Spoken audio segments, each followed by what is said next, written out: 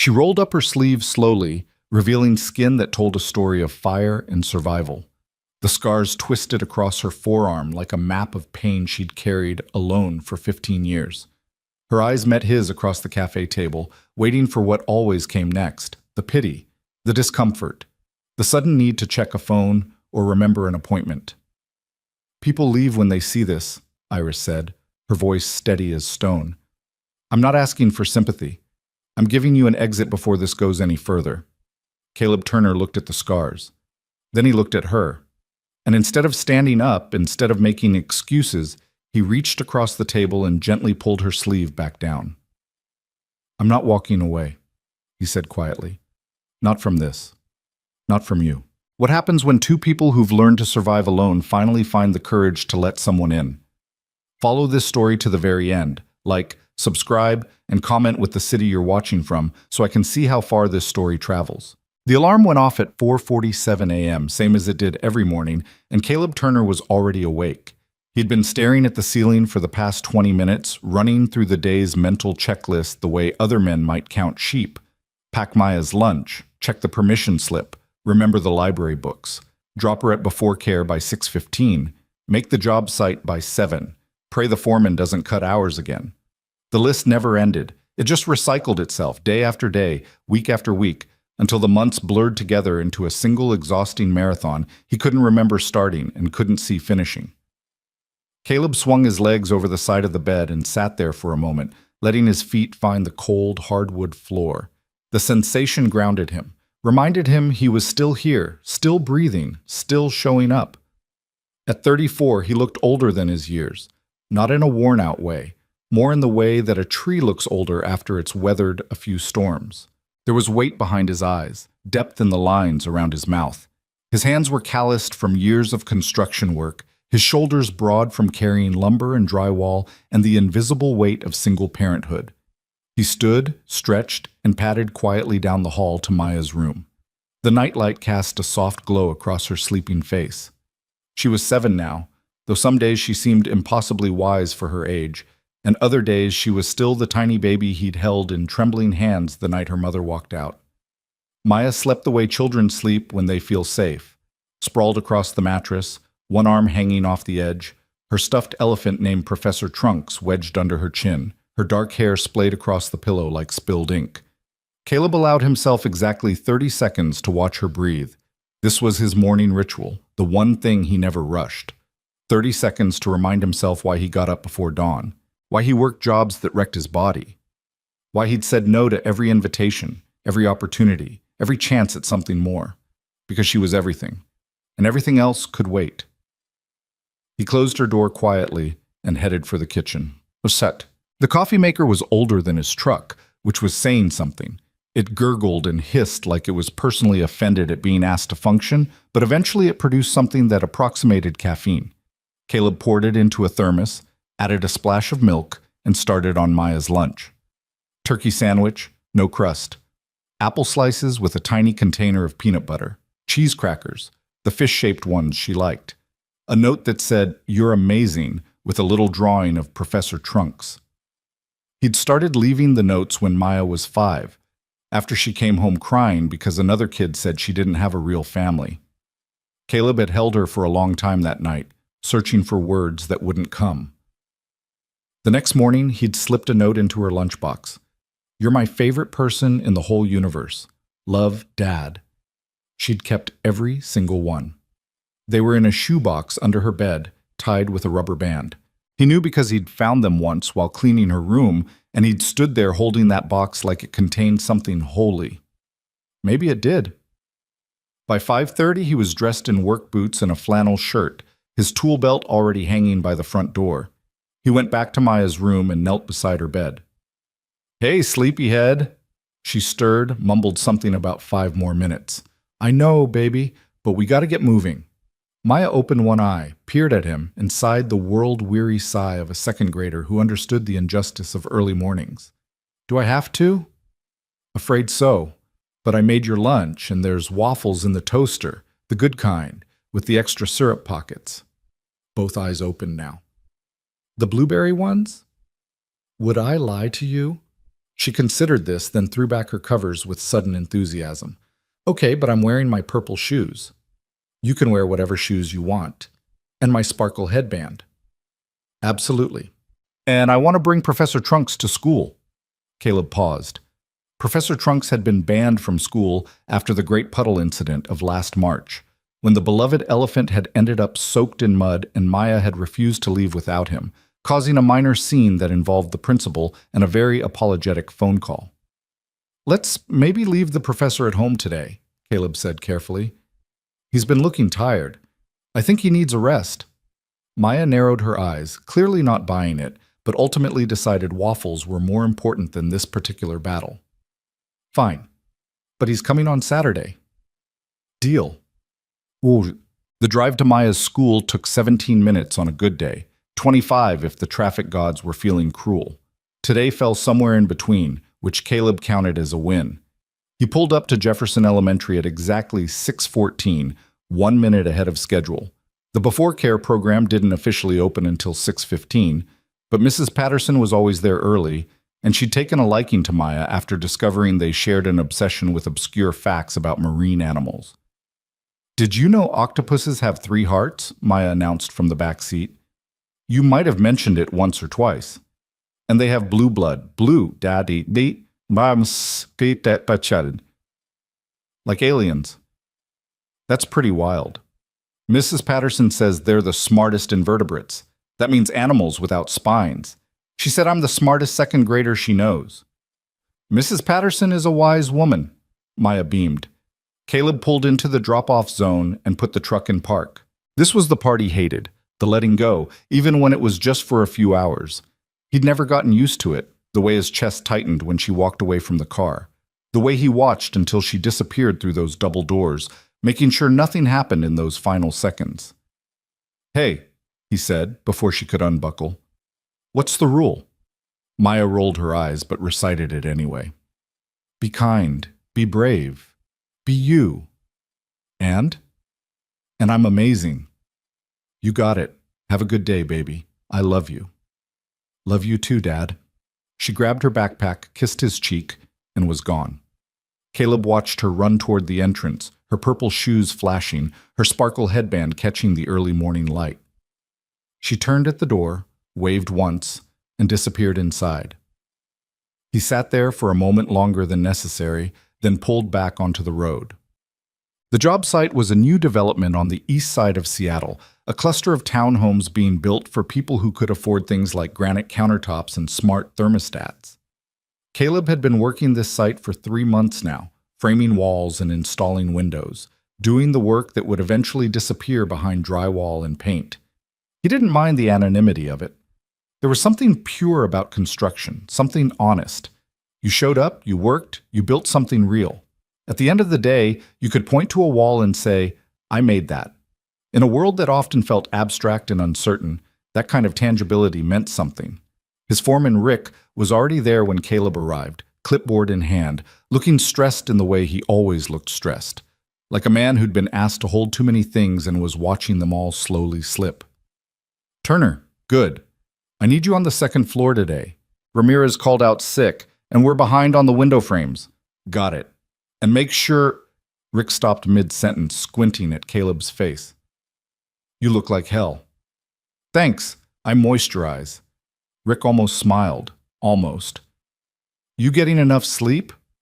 Define enough. More than 4 hours. Then no. Rick shook his head, made a note on his clipboard. You know, there's this thing called self-care. Read about it in my wife's magazine. Apparently you're supposed to drink water and take walks and look at sunsets or some nonsense. I'll add it to the list. Between what and what? Between survive and survive harder. Now Rick did smile, a quick flash that disappeared as quickly as it came. Get to work, Turner, and drink some damn water. The morning passed the way construction mornings always passed, in sawdust and sweat, in the rhythmic percussion of hammers and the high whine of power tools. Caleb found his rhythm quickly, losing himself in the work, letting his mind go blank as his body took over. This was the best part of the job, the meditative quality of it. When he was measuring and cutting and nailing, he didn't have to think about anything else. Didn't have to wonder if he was doing enough, being enough. The wood didn't care about his insecurities. The frames didn't judge his choices. By noon, he'd finished 4 window installations and was starting on the 5th. His shoulders ached in that familiar way that meant he'd feel it tomorrow, but he pushed through. There was no alternative. Lunch was a turkey sandwich he'd made for himself using the same ingredients he'd used for Maya. He sat on a stack of lumber, alone, watching the other guys cluster in their usual groups. They weren't unfriendly, they just didn't know what to do with him. A single dad who never went to happy hour, never talked about dates, never seemed to want anything beyond getting through the day. Caleb didn't blame them. He'd become an island by necessity, and islands didn't invite visitors. His phone buzzed. A text from Marcus, his oldest friend, one of the few people who still tried to pull him back to shore. "You free Saturday night?" Caleb stared at the message. Saturday was his night off, the one evening every other week when Mrs. Patterson's daughter watched Maya, and he theoretically had a few hours to himself. He usually spent it doing laundry and falling asleep on the couch before 9. "Depends." "Why?" "There's someone I want you to meet." Caleb felt his jaw tighten. He knew where this was going. "Not interested. You haven't even heard what I'm going to say. Don't need to. The answer is no." 3 dots appeared, disappeared, appeared again. Marcus was typing and retyping, which meant he was gearing up for a sales pitch. Caleb braced himself. "Look, I know you've got the whole lone wolf thing going on. Very mysterious, very brooding, very, I don't need anyone. But here's the thing, you're miserable. I'm not miserable. Fine. You're not miserable. You're just tired and isolated and running on fumes 24/7. That's totally different." Caleb didn't respond. "Her name is Iris. She's a nurse. Really kind, really smart. And before you say you're too busy, it's 1 dinner, 2 hours. You remember what dinner is, right? It's that thing where you sit down and eat food and have a conversation like a normal human being. I have dinner every night with my daughter. That's not what I mean, and you know it." Caleb looked out at the construction site, at the frames going up, the structures taking shape. Everything he built was temporary in some way. He knew that. Even these houses would eventually age, eventually need repair, eventually give way to something new. But Maya wasn't temporary. Maya was permanent, and every ounce of energy he had belonged to her. "I can't," he typed. "I'm sorry. Can't or won't." The question hung there, unanswered, until Caleb shoved the phone back in his pocket and went back to work. But picking up Maya from aftercare was the highlight of his day, the moment when the tightness in his chest finally loosened. She came running out with her backpack bouncing, already talking before she reached the truck, her words tumbling over each other in that breathless way of children who have too much to share and not enough time. And then Sarah said her mom said octopuses are scary, but I said they're not scary, they're beautiful, and Mrs. Patterson agreed with me, and then we did math, and I got all my problems right, and then, breathe, baby. And then we had art, and I made you a picture. Look, look, look. She thrust a piece of paper at him, still damp with tempera paint. It showed 2 figures, one big and one small, standing in front of a house. Above them, in wobbly letters, "My family." "That's you, and that's me," Maya explained, pointing. "And that's our house. See the purple door? I made it purple because purple is the best color." "I see that. It's beautiful, Maya. You have to put it on the fridge. Promise?" "I promise." She settled into her booster seat, satisfied, and chattered all the way home about the various injustices and triumphs of 2nd grade. Caleb listened, nodded, asked questions in the right places. This was the easy part, being present, being attentive, being the father she needed. It was everything else that was hard. Dinner was spaghetti, Maya's request. She helped stir the sauce, standing on her step stool, her tongue poking out in concentration. Caleb watched her and felt that familiar swell of pride and terror, pride at the person she was becoming, terror at the thought of anything happening to her. "Dad?" "Yeah, baby?" "Why don't you have any friends?" The question landed like a punch. Caleb kept his voice steady. "I have friends. Uncle Marcus is my friend. But he doesn't come over, and you never go anywhere. Tommy's dad goes bowling with his friends, and Emma's mom has wine nights. That's what Emma said. People are busy. I'm busy. Work keeps me pretty tired. Maya considered this, stirring the sauce with exaggerated seriousness. Are you lonely? The word hit harder than it should have. Caleb turned away, pretending to check on the pasta. I've got you. How could I be lonely? Because kids aren't the same as grown-ups. That's what Mrs. Patterson says. She says grown-ups need other grown-ups or they get sad. Mrs. Patterson says a lot of things. She's smart, though. She is. So are you lonely? Caleb drained the pasta, focusing on the steam, the heat, anything but the uncomfortable truth his 7-year-old had somehow stumbled upon. I'm okay, Maya. Really. You don't need to worry about me. I'm not worried. I just want you to be happy. He set the pot down and looked at her, this small, perceptive, impossibly wise person who saw things he tried to hide. I am happy, he said. You make me happy. She smiled, but there was something in her eyes that suggested she wasn't entirely convinced. After dinner, after homework, after the bedtime routine that had become as familiar as breathing, Caleb sat alone in the living room with a beer he wasn't really drinking. The house was quiet. Too quiet. The kind of quiet that amplified thoughts he usually kept buried. Maya's question echoed in his head. Are you lonely? The honest answer was yes. Of course he was lonely. He'd been lonely for years, ever since Jessie had left, ever since he'd learned that some people couldn't handle the weight of parenthood and chose to set it down rather than carry it. He didn't blame her anymore. That had taken a long time, years of anger and hurt and confusion, but eventually he'd reached something like understanding. Jessie had been 23 when Maya was born, overwhelmed by the reality of motherhood, drowning in postpartum depression that no one had known how to treat. One morning, when Maya was 18 months old, Caleb had woken to find a note on the kitchen counter. I'm sorry. I can't. Take care of her. 7 words. That's all he'd gotten. 7 words in a forwarding address in Portland that eventually became a disconnected number. In the beginning, he'd been furious, then desperate, then numb. And finally, slowly, he'd rebuilt. He'd learned to braid hair and pack lunches and navigate the Byzantine world of pediatric appointments. He'd figured out which schools had the best aftercare programs and which grocery stores gave discounts on Tuesdays. He'd become both parents, both roles, filling every gap until there was nothing left of him but function. Somewhere in that process, he'd stopped being Caleb Turner the person and become Caleb Turner the father. The distinction mattered more than he wanted to admit.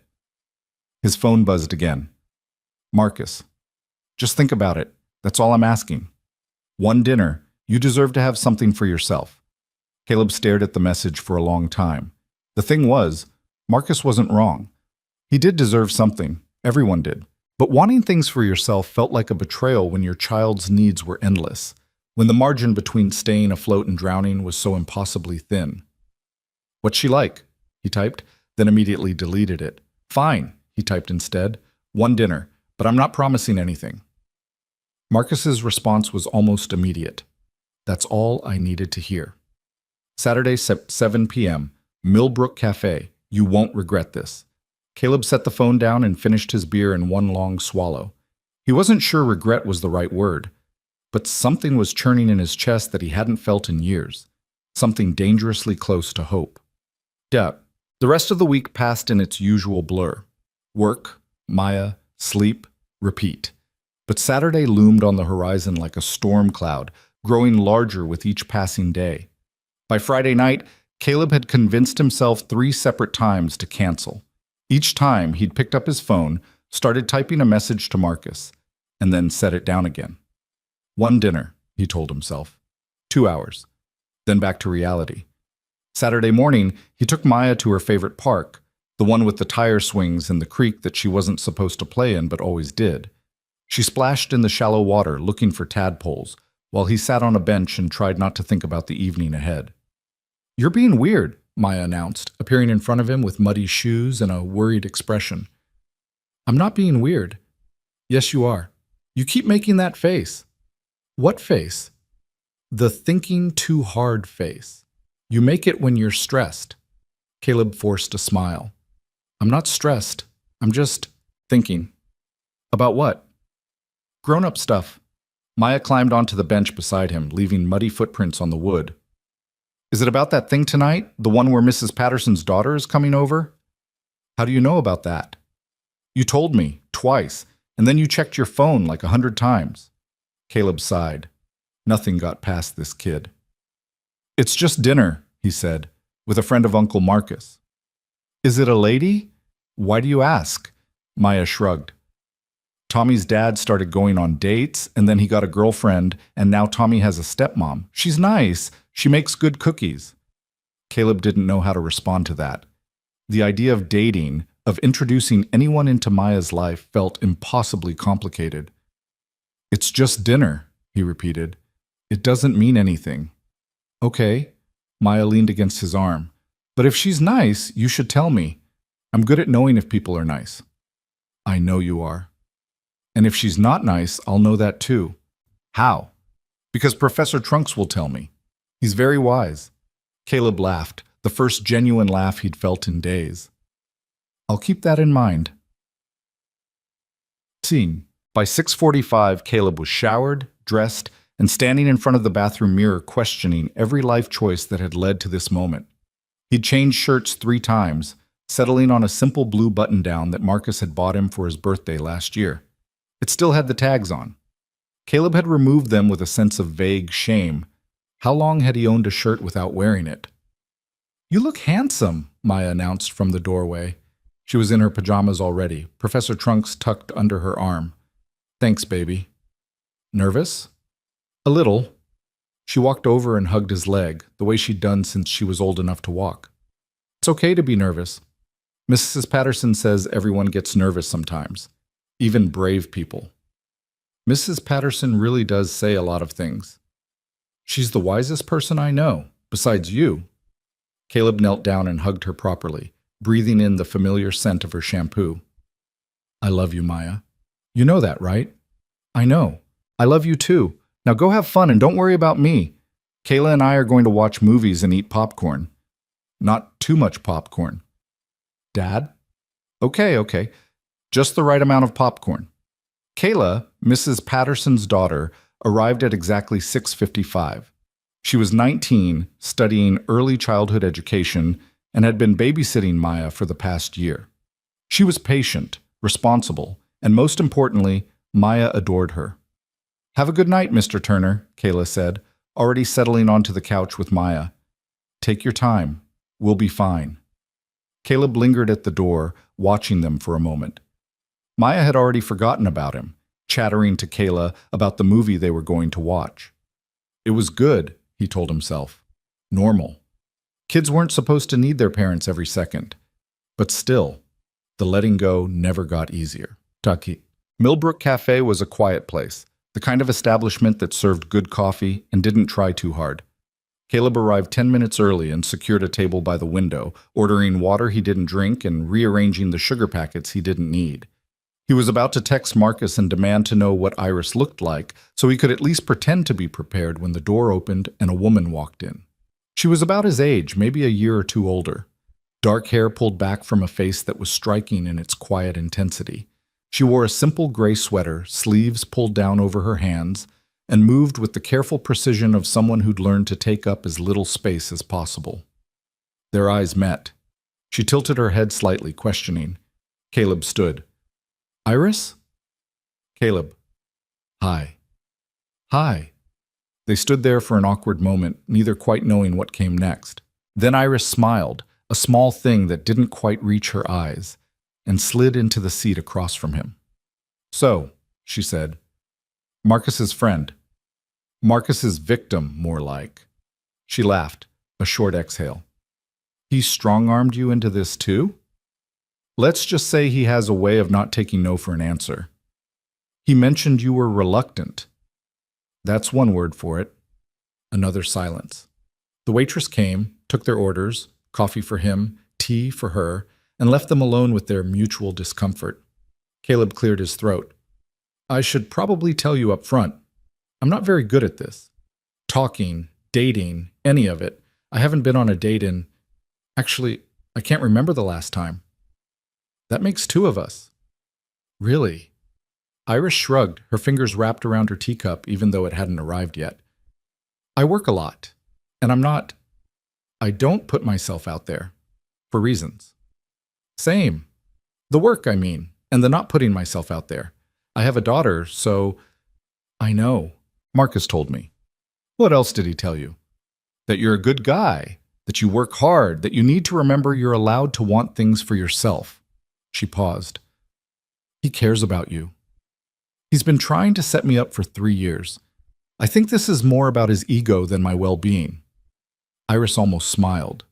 The almost was notable. It suggested she didn't smile easily, that happiness was something she approached with caution. Their drinks arrived. They sipped. The conversation limped forward in fits and starts, both of them circling each other like wary animals, neither willing to show their whole selves. And then, about 20 minutes in, something shifted. Iris was mid-sentence, talking about her work at the burn unit, when she stopped abruptly. Her eyes went distant, her hand moving unconsciously to her left arm. She hesitated. There's something I need to show you. You don't have to show me anything. No, I do. Because otherwise this is a waste of time. For both of us. She set down her teacup. Slowly, deliberately, she rolled up her left sleeve. The scars started just above her wrist and extended up past her elbow, disappearing beneath the bunched fabric. They were thick and ropey. The skin mottled and uneven, a landscape of damage that spoke to serious injury and long recovery. Caleb looked. He didn't flinch, didn't gasp, didn't do any of the things she was clearly bracing for. There's more, Iris said, her voice flat and practiced. My left side, my back, some on my neck, usually covered by my hair. She swallowed. I was in a fire when I was 17, lost both my parents. This is what I'm left with. She met his eyes, and there was nothing pleading in her gaze. No request for sympathy, just a kind of defiant honesty, a laying of cards on the table. People leave, she said, when they see this.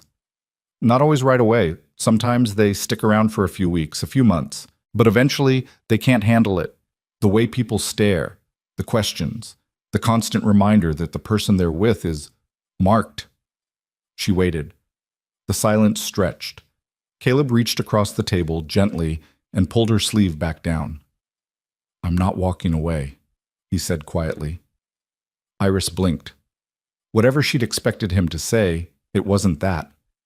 You don't have to. I'm not walking away, he repeated.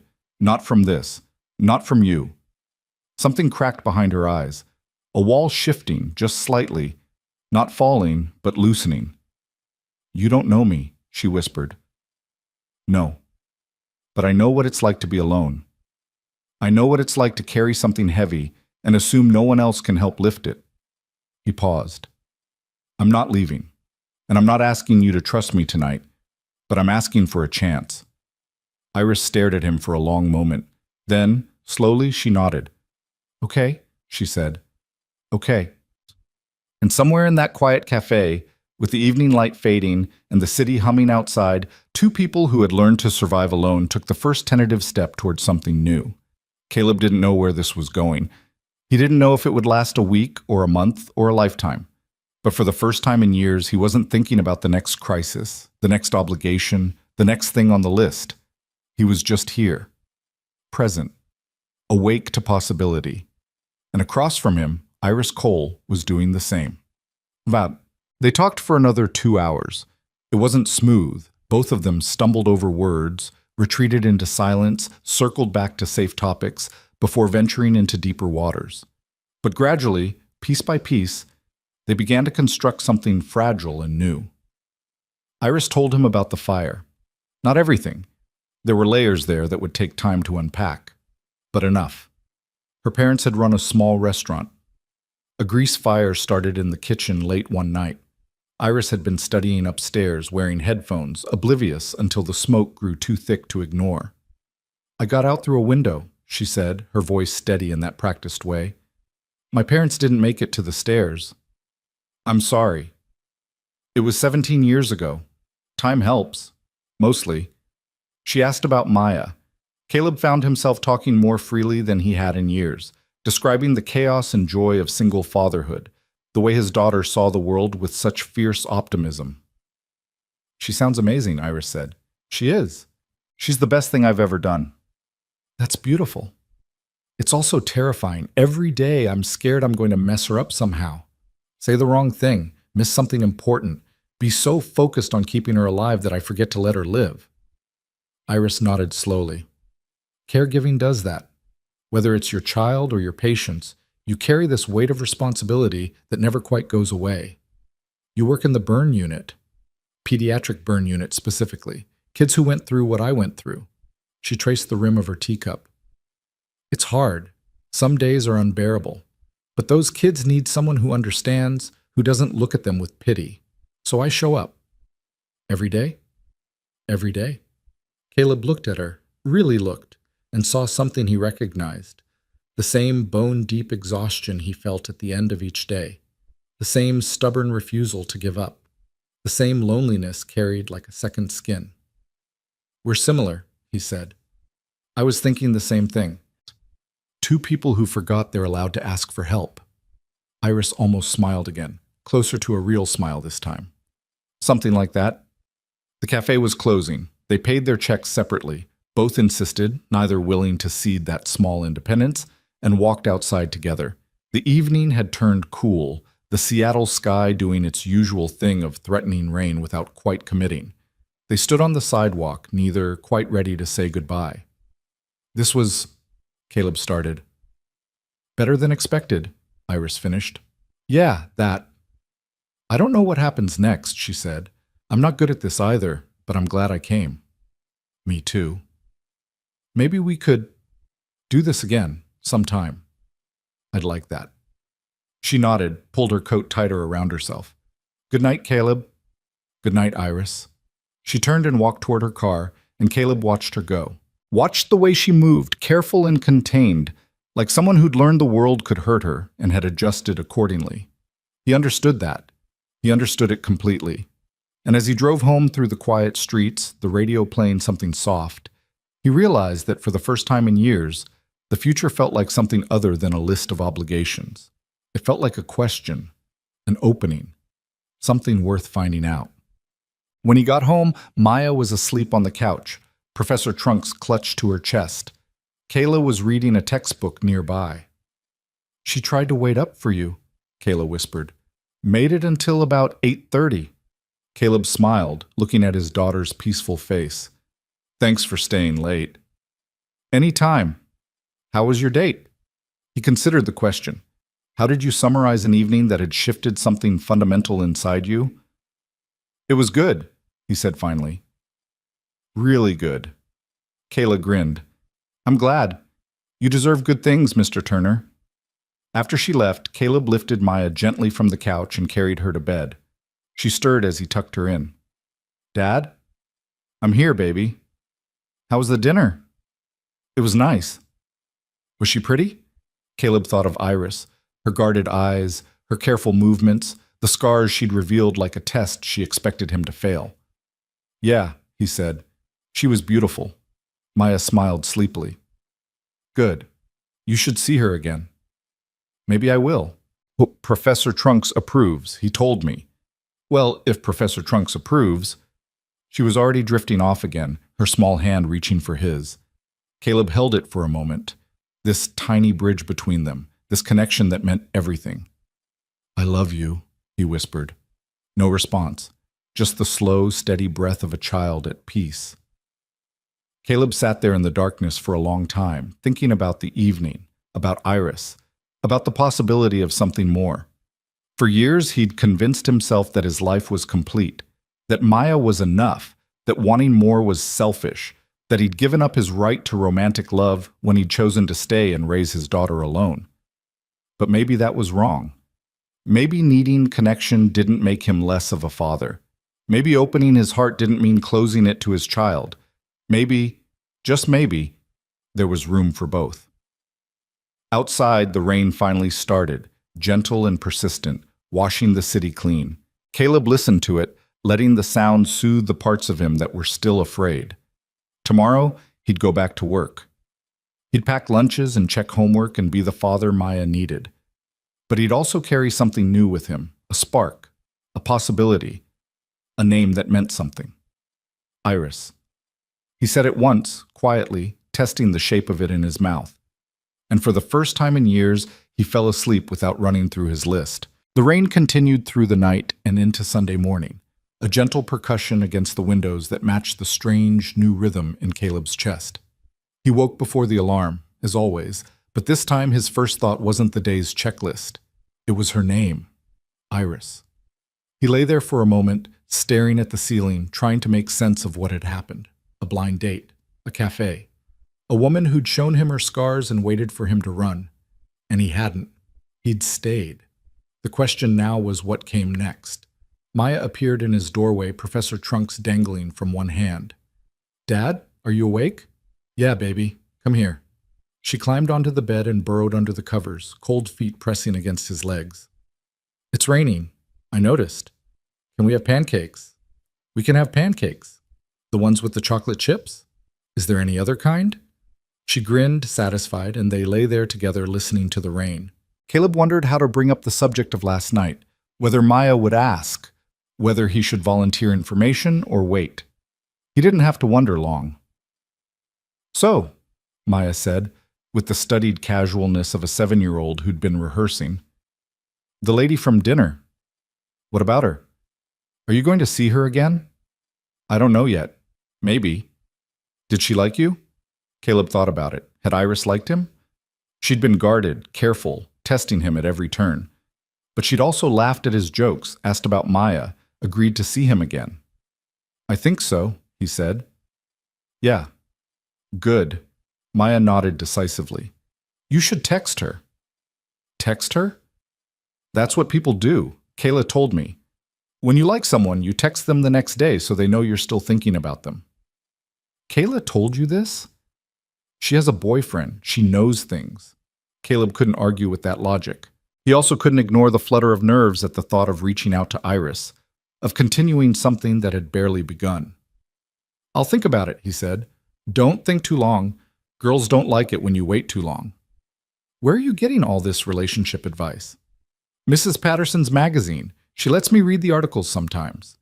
Caleb made a mental note to have a conversation with Mrs. Patterson about appropriate reading material for second graders. But he also smiled because his daughter was right. He shouldn't wait too long.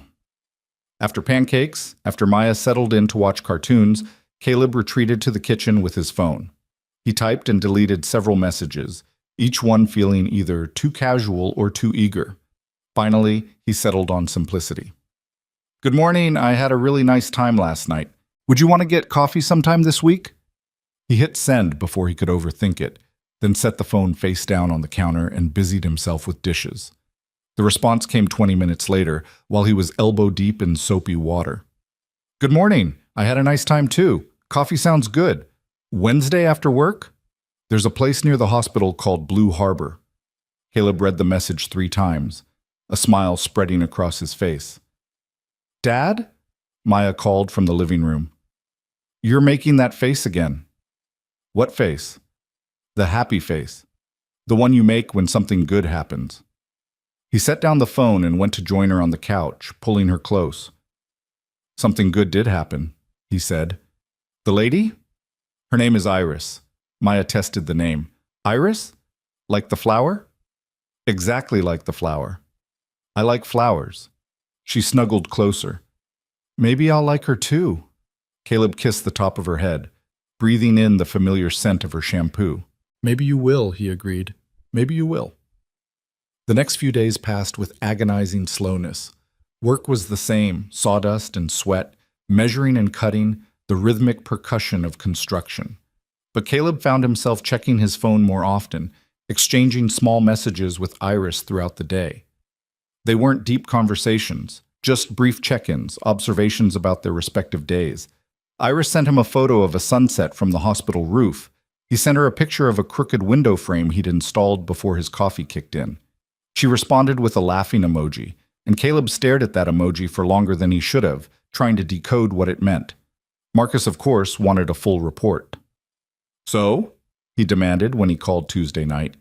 How did it go? Did you like her? Did she like you? Are you seeing her again? It went well. That's it? That's all I get?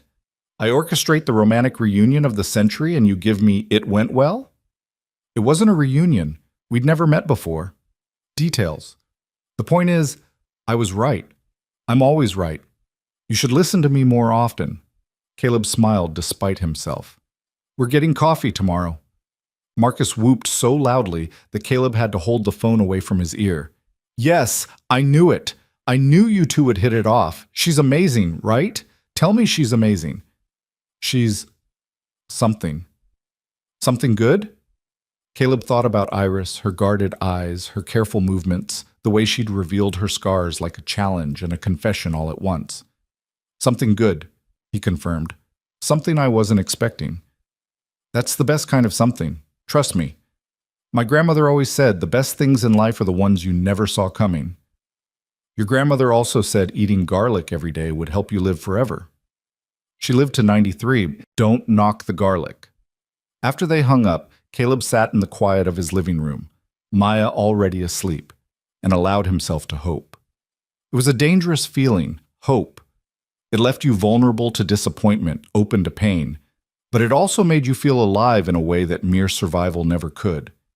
He hoped. Against his better judgment, against years of careful self-protection, he hoped. Wednesday arrived with the kind of gray Seattle weather that couldn't decide between rain and mist. Caleb finished work at 4, rushed home to shower and change, and arrived at Blue Harbor Cafe 10 minutes early. The place was small and warm, with exposed brick walls and the rich smell of fresh roasted coffee. Caleb ordered an Americano and claimed a table by the window, watching the door with a mixture of anticipation and nerves. Iris arrived at exactly 5:30, her dark hair damp from the mist outside. She wore the same gray sweater from their first meeting, sleeves pulled down over her hands. Her eyes found him immediately, and she offered that same small, cautious smile. "You're early," she said, sliding into the seat across from him. "I'm always early. Occupational hazard." Construction workers are known for their punctuality. This one is. Mostly because I'm paranoid about being late. She ordered tea, the same as before, he noticed, and they settled into conversation. It was easier this time, the initial awkwardness smoothed by familiarity. They talked about their days, their work, the small frustrations and victories that made up ordinary life. "One of my patients went home today," Iris said, her voice softening. "A 6-year-old named Marcus. House fire, just like me. He'd been with us for 3 months. That's amazing. It is. But it's also—" She paused, searching for words. "Complicated. I'm happy for him, thrilled that he's healed enough to leave. But I also know what comes next. The stares, the questions, other kids who don't understand. He's got a long road ahead. He's lucky to have had you." Iris looked down at her tea. "I don't know about lucky. I understand what he's going through, what it feels like to look in the mirror and see a stranger." The words hung between them, heavy with meaning. Caleb wanted to reach across the table, to offer comfort, but he sensed she wasn't ready for that. Not yet. "Tell me about Maya," Iris said, changing the subject. "You talk about her like she hung the moon." "She pretty much did. She's 7, going on 37. Smarter than me, more emotionally intelligent, and absolutely convinced that her stuffed elephant has psychic powers." Iris laughed, a real laugh this time, and Caleb felt something warm bloom in his chest. "Professor Trunks," he continued, "that's the elephant. He's very wise, apparently, knows things before they happen." "What does Professor Trunks know about me?" "According to Maya, he approves of you." "He's never met me." "He doesn't need to. He's psychic." Iris shook her head, still smiling. "Your daughter sounds wonderful." "She is. She's also going to want to meet you eventually. Fair warning." The words were out before Caleb could stop them. He watched Iris's face, saw the flash of uncertainty, the careful recalibration. "Eventually," she repeated. "Not right away." "No, not right away. I wouldn't introduce her to anyone unless it was serious. She's been through enough." "Her mother?" Caleb took a long breath. They'd danced around this territory before, but now he found himself wanting to be honest, to share the weight he'd been carrying alone. She left when Maya was 18 months old, postpartum depression, though we didn't know that's what it was at the time. One morning I woke up to a note on the counter, 7 words. That's all she gave me. I'm sorry. It was a long time ago. I've made peace with it, or as close to peace as I'm going to get. But Maya doesn't remember her, which is probably for the best. She's never known anything but me. That's a lot of pressure, being everything to someone. It's terrifying, he admitted. Every day I wake up scared that I'm going to mess her up somehow, that I'm too tired, too distracted, too much of a mess myself to be what she needs. But you're still there. I'm still there. Iris held his gaze, and something passed between them, a recognition, a shared understanding. You know what I see? She said quietly. I see a man who didn't walk away, who chose to stay when leaving would have been easier, who gets up every day and shows up for his daughter even when he's exhausted and scared and uncertain. She paused. That's not messing up. That's love. Caleb felt his throat tighten. He wasn't used to being seen this way, to having his struggles acknowledged and validated. For years, he'd operated under the assumption that he was barely holding things together, that anyone who looked too closely would see the cracks. But Iris wasn't looking at his cracks. She was looking at the walls he'd built, and she was calling them beautiful. You're not what I expected, he said. What did you expect? I don't know, someone less understanding, maybe? Someone who'd see a single dad with a demanding job and run the other direction. Iris's smile faded slightly. I'm not in any position to judge someone else's life. I've spent 17 years hiding my scars, pushing people away before they could reject me. If anyone understands the impulse to build walls, it's me. So we're both wall builders. Maybe. Or maybe we're wall climbers, learning to get over the ones we've built.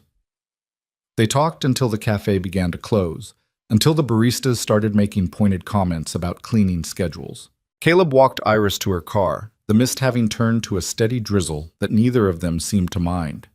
This was good, she said, keys in hand. Better than good. I think so too.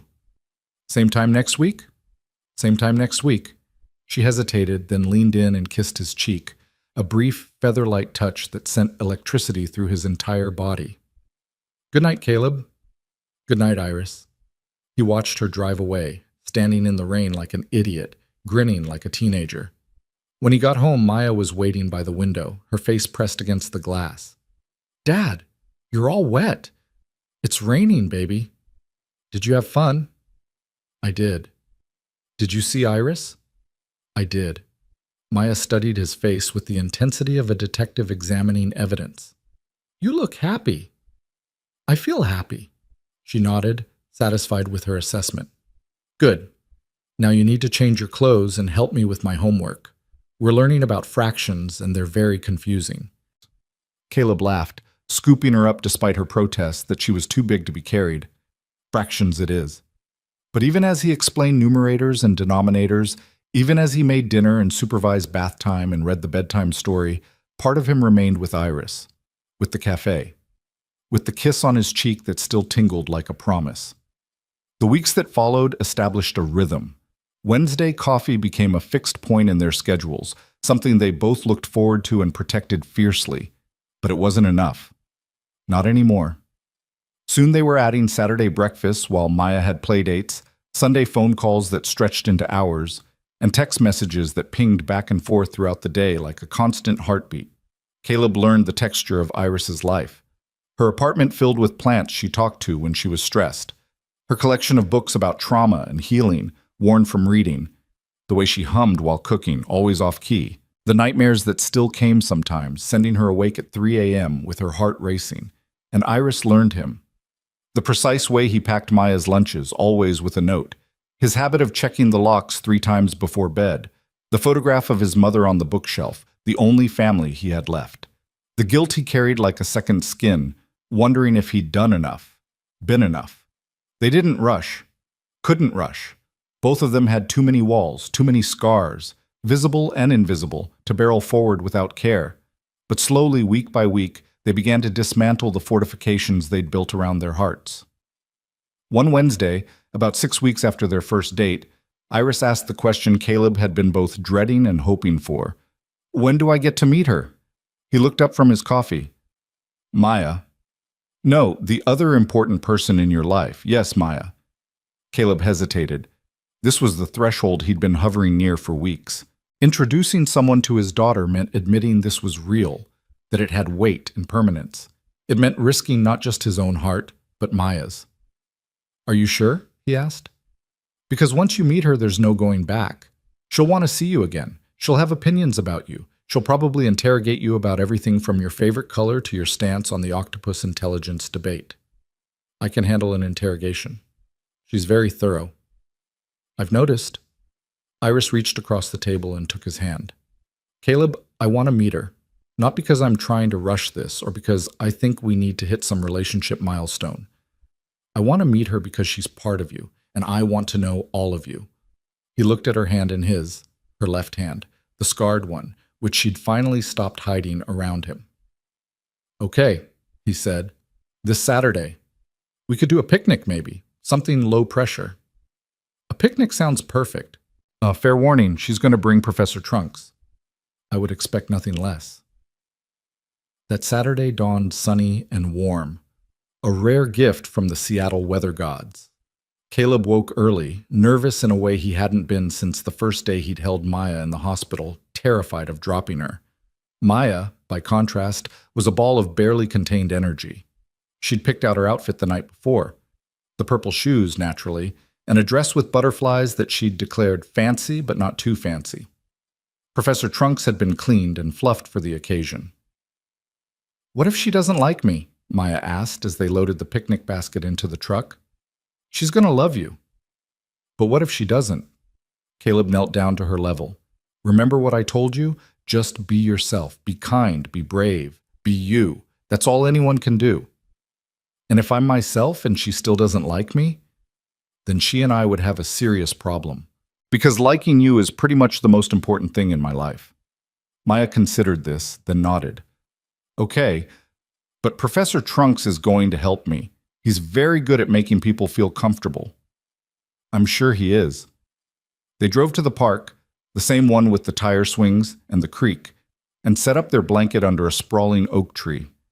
Caleb spread out the food he'd prepared, sandwiches, fruit, cookies, the lemonade Maya had insisted on helping make.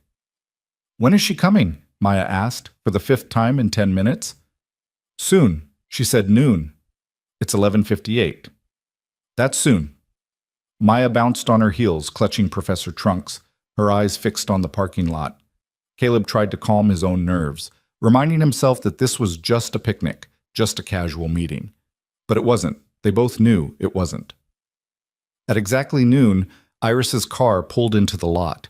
She emerged carrying a small bakery box, her hair loose around her shoulders in a way Caleb had never seen before. She wore a sundress that showed her arms, scars and all, and the courage of that choice made his heart clench. She's here, Maya whispered, suddenly shy. She is. She's pretty. She is. Her arms look different. Caleb took a breath. He'd explained this to Maya as best he could, that Iris had been in a fire when she was young, that she had scars, that they were nothing to be afraid of. Remember what we talked about? Maya nodded solemnly. The scars don't mean anything bad. They just mean she survived something hard. That's right. And what do we do when we meet someone who's been through something hard? We treat them like a regular person, because that's what they are. Exactly. Iris approached the blanket, her smile nervous and hopeful. Hi. I brought cookies. I didn't know what kind you liked, so I got an assortment. Maya stepped forward. Professor Trunks extended like a peace offering. I'm Maya. This is Professor Trunks. He wanted to meet you. Iris knelt down, bringing herself to Maya's level. It's very nice to meet you both. I've heard so much about you. My dad talks about me? All the time. He says you're the best thing that ever happened to him. Maya glanced back at Caleb, beaming. That's true. I am. They settled onto the blanket, and the initial awkwardness gave way to something easier. Maya peppered Iris with questions. Favorite color? Green. Favorite animal? Elephants, which earned major points. Favorite food? Pasta with lots of cheese. Iris answered each one seriously, treating Maya's interrogation with the respect it deserved. Professor Trunks wants to know something, Maya announced after they'd finished their sandwiches. What does he want to know? He wants to know about your arms. The air went still. Caleb started to intervene, to redirect, but Iris held up a hand. It's okay, she said. Professor Trunks is very wise to ask. She held out her left arm, letting Maya see the scars up close. When I was 17, there was a fire, a bad one. My parents didn't make it, but I did. These scars are what I have left. Maya studied the marks with the unself-conscious curiosity of childhood. Did it hurt? It did, for a long time. Does it still hurt? Iris paused, and Caleb could see her considering how to answer, how much truth a 7-year-old could handle. Sometimes, she said finally, not the skin so much anymore, but here, she touched her chest. Here it hurts sometimes. Missing my mom and dad. Maya nodded, processing. Then she held out Professor Trunks. You can hold him if you want. He makes everything feel better. Something cracked in Iris's composure. Caleb saw it, the way her eyes glistened, the way her breath caught. She accepted the stuffed elephant with trembling hands. Thank you, Maya. That's very kind. Professor Trunks likes you, he told me. How did he tell you? He just knows things. Maya shrugged, as if this were the most obvious statement in the world. He knew about you before you even came. He said you were going to be important. Iris looked at Caleb, and the emotion in her eyes was overwhelming.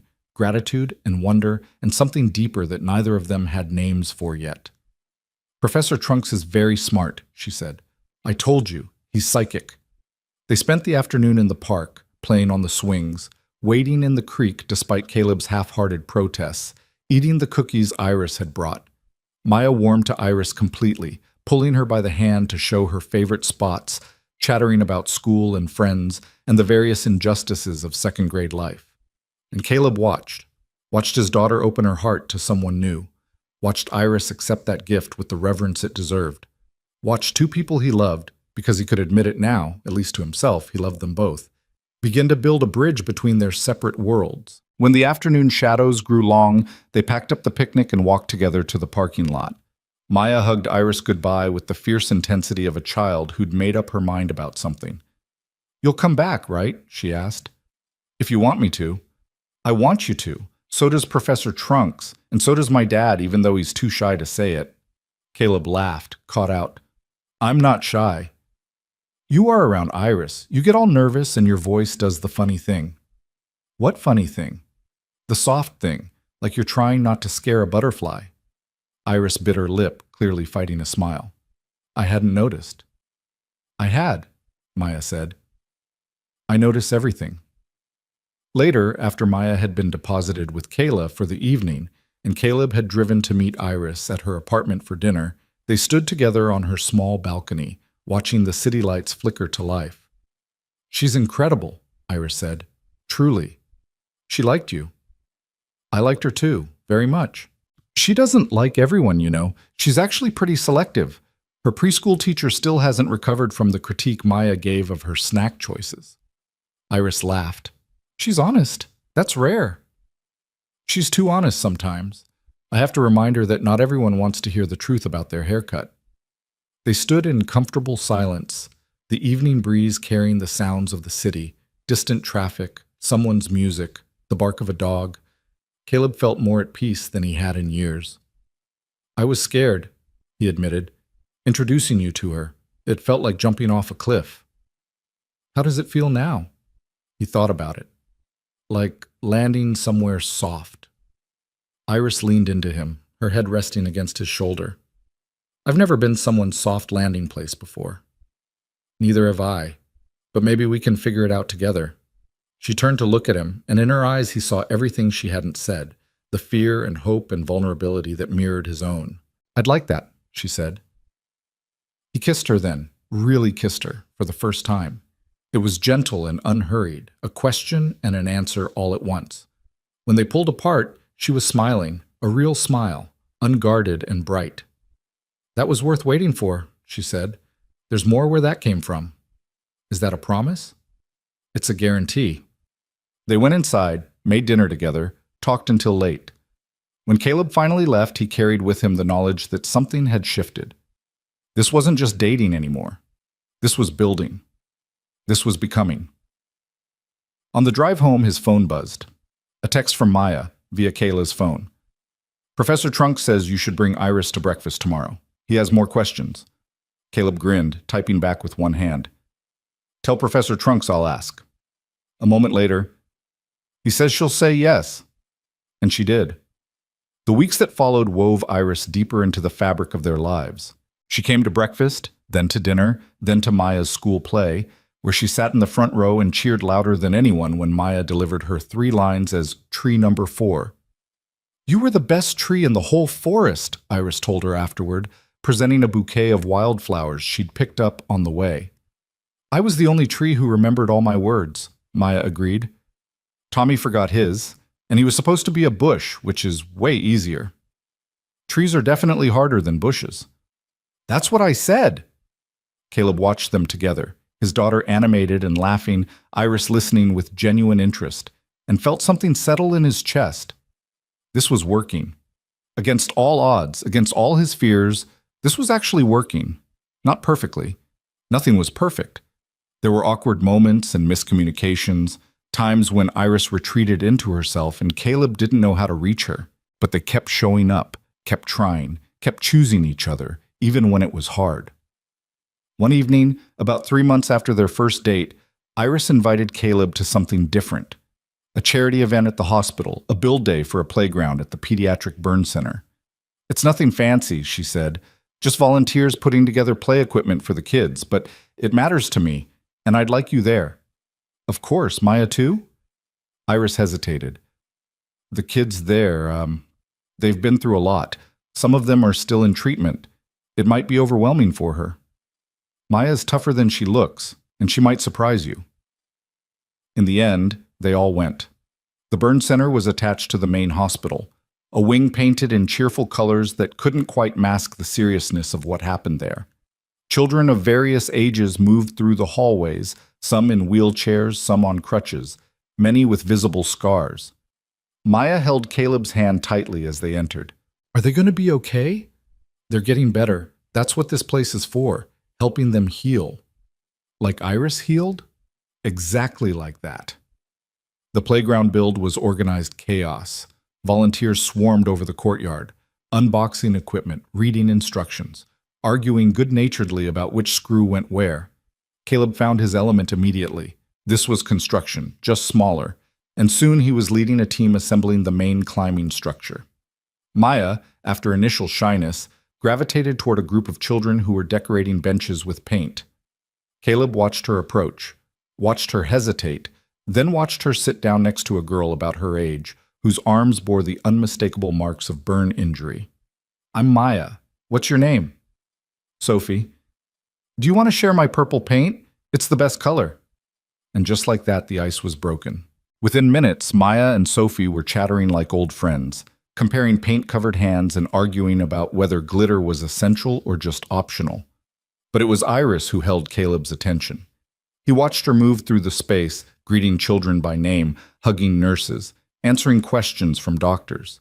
This was her world, the place where she made a difference every single day. And then she did something that stopped him cold. She rolled up her sleeves. Both of them. All the way to her elbows, her scars on full display, in public, in front of everyone. The children noticed. Of course they did. They were the most observant people on the planet when it came to marks like these.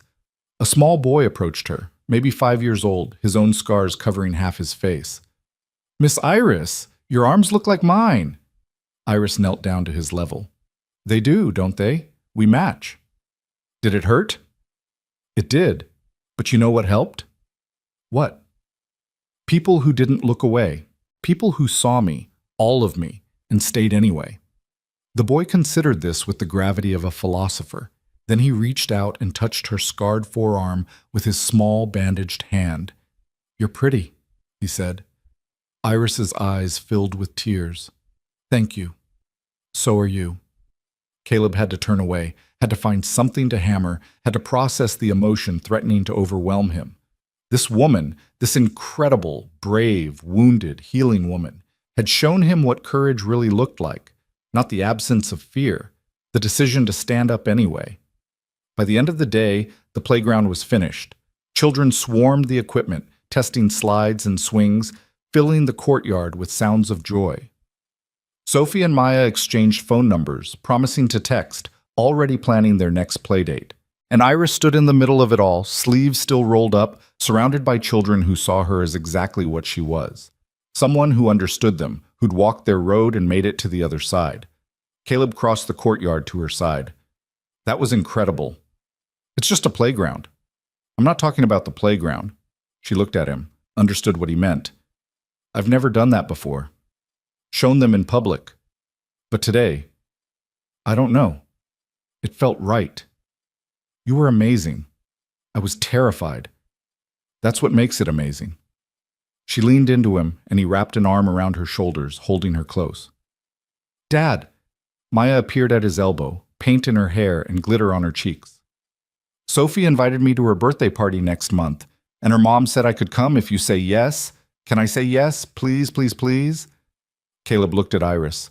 She was smiling through tears, watching Maya with something like wonder. You can say yes, he said. Maya cheered, hugging both of them at once, nearly knocking them off balance.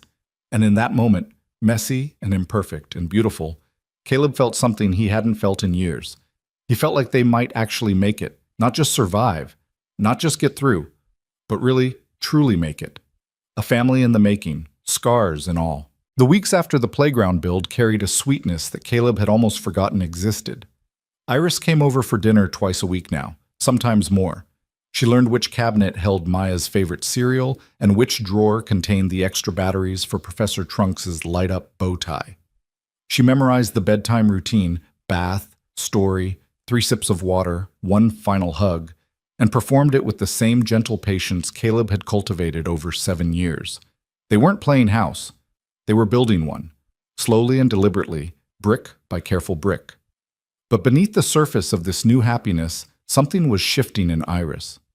Caleb noticed it first in small ways, the extra beat before she answered questions, the way her eyes sometimes drifted to somewhere far away, the slight tremor in her hands when she thought no one was watching. He told himself it was nothing, adjustment, the natural anxiety of letting someone in after years of isolation. He was wrong. The first real sign came on a Tuesday evening. Iris had come straight from work, still in her scrubs, dark circles under her eyes. She'd barely touched her dinner, pushing pasta around her plate while Maya chattered about her science project on butterflies. Miss Iris, did you know butterflies taste with their feet? I did know that. The response was automatic, hollow. Maya frowned. Are you okay? You seem sad. I'm just tired, sweetie. Long day at work. Was it bad? The question hung in the air. Caleb watched Iris's face, saw the way she struggled to compose an answer suitable for a 7-year-old. Sometimes the hospital is hard, she said finally. But that's why we have people like your dad and you to remind us of the good things. Maya accepted this with a nod. But later, after she'd gone to bed, Caleb found Iris standing at the kitchen window, staring out at nothing. You want to talk about it? She didn't turn around.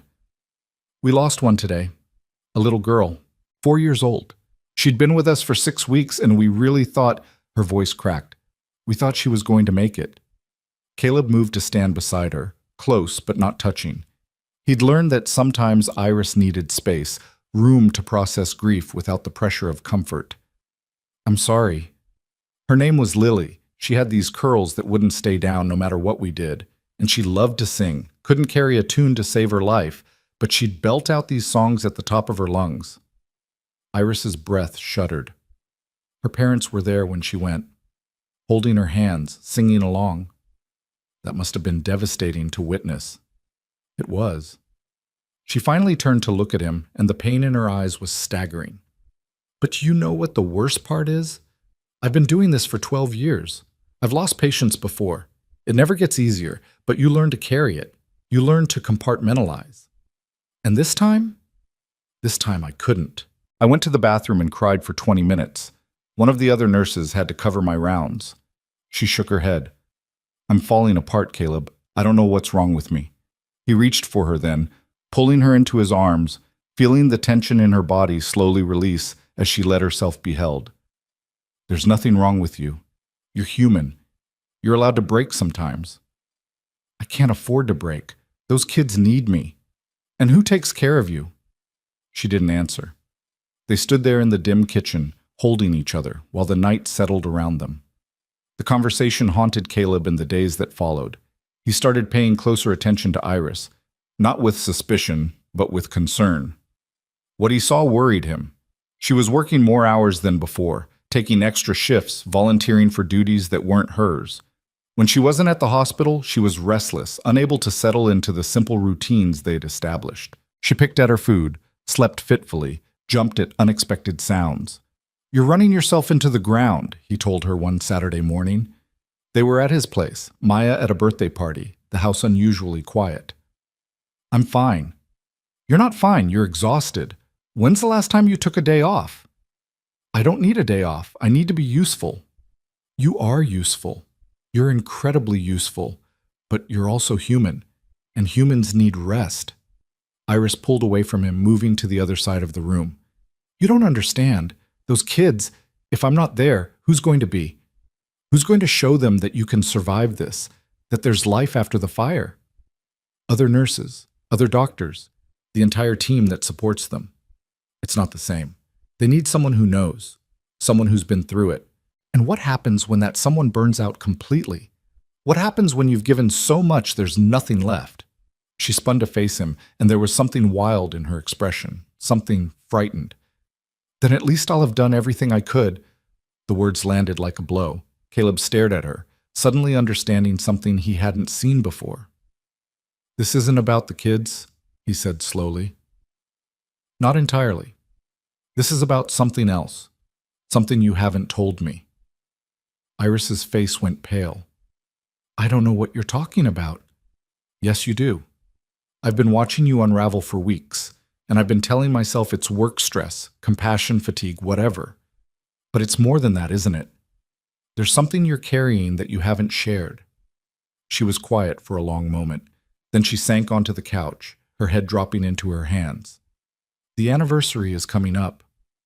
"Anniversary?" "Of the fire. 17 years next month."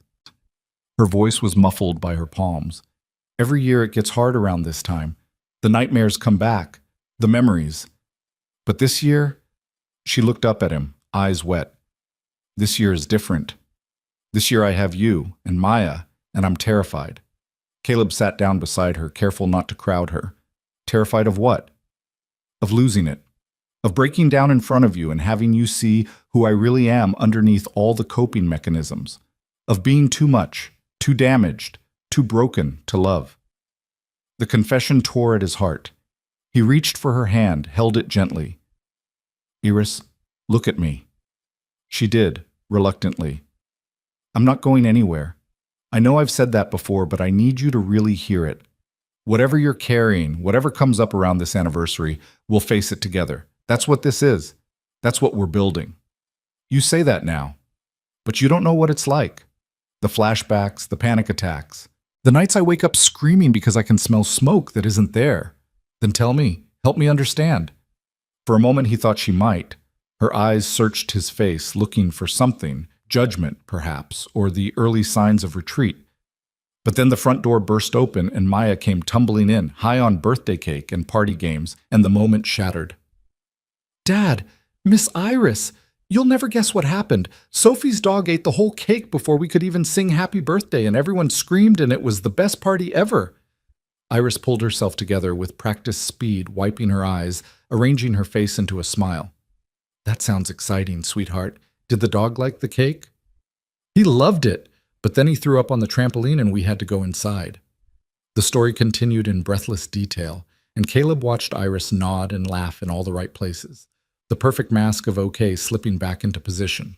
Later, when Maya was in bed and Iris was preparing to leave, Caleb caught her hand at the door. "This conversation isn't over." "I know. I'm here. Whenever you're ready." She squeezed his fingers. "I know that too. I'm not ready yet, but I will be. I promise." She left, and Caleb stood in the doorway watching her taillights disappear, a heavy feeling settling in his chest. He believed her. He trusted her. But he also knew, with the certainty of someone who'd learned to read survival tactics, that Iris was teetering on an edge she couldn't see clearly. The question was how to help her before she fell. October arrived with a chill in the air and a shift in Iris's behavior that Caleb couldn't ignore. She became more distant, harder to reach. Their phone calls grew shorter. Their Wednesday coffee dates were frequently canceled at the last minute. Work emergency, patient crisis, scheduling conflict. Maya noticed too. Is Miss Iris mad at us? No, baby. She's just going through a hard time. What kind of hard time? Caleb considered how to explain. Maya knew about the fire, about the scars, about Iris's work at the burn center, but grief anniversaries were a more complex concept.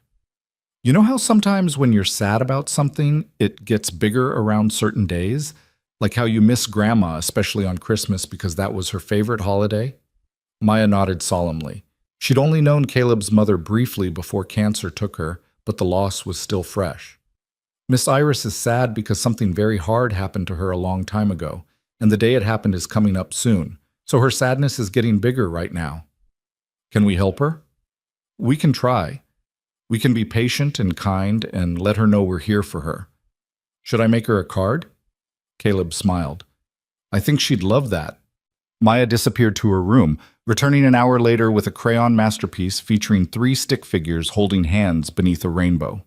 The figures were labeled Dad, Me, and Miss Iris. Beneath them, in wobbly letters, We love you. Can we give it to her now? Let's wait for a good moment. She needs a little space right now. The good moment came 3 days later, though not in any way Caleb had anticipated. He was at work, halfway through framing a window, when his phone buzzed. Marcus. Hey, I'm kind of busy. Shut up and listen. Iris is in the hospital. The world tilted.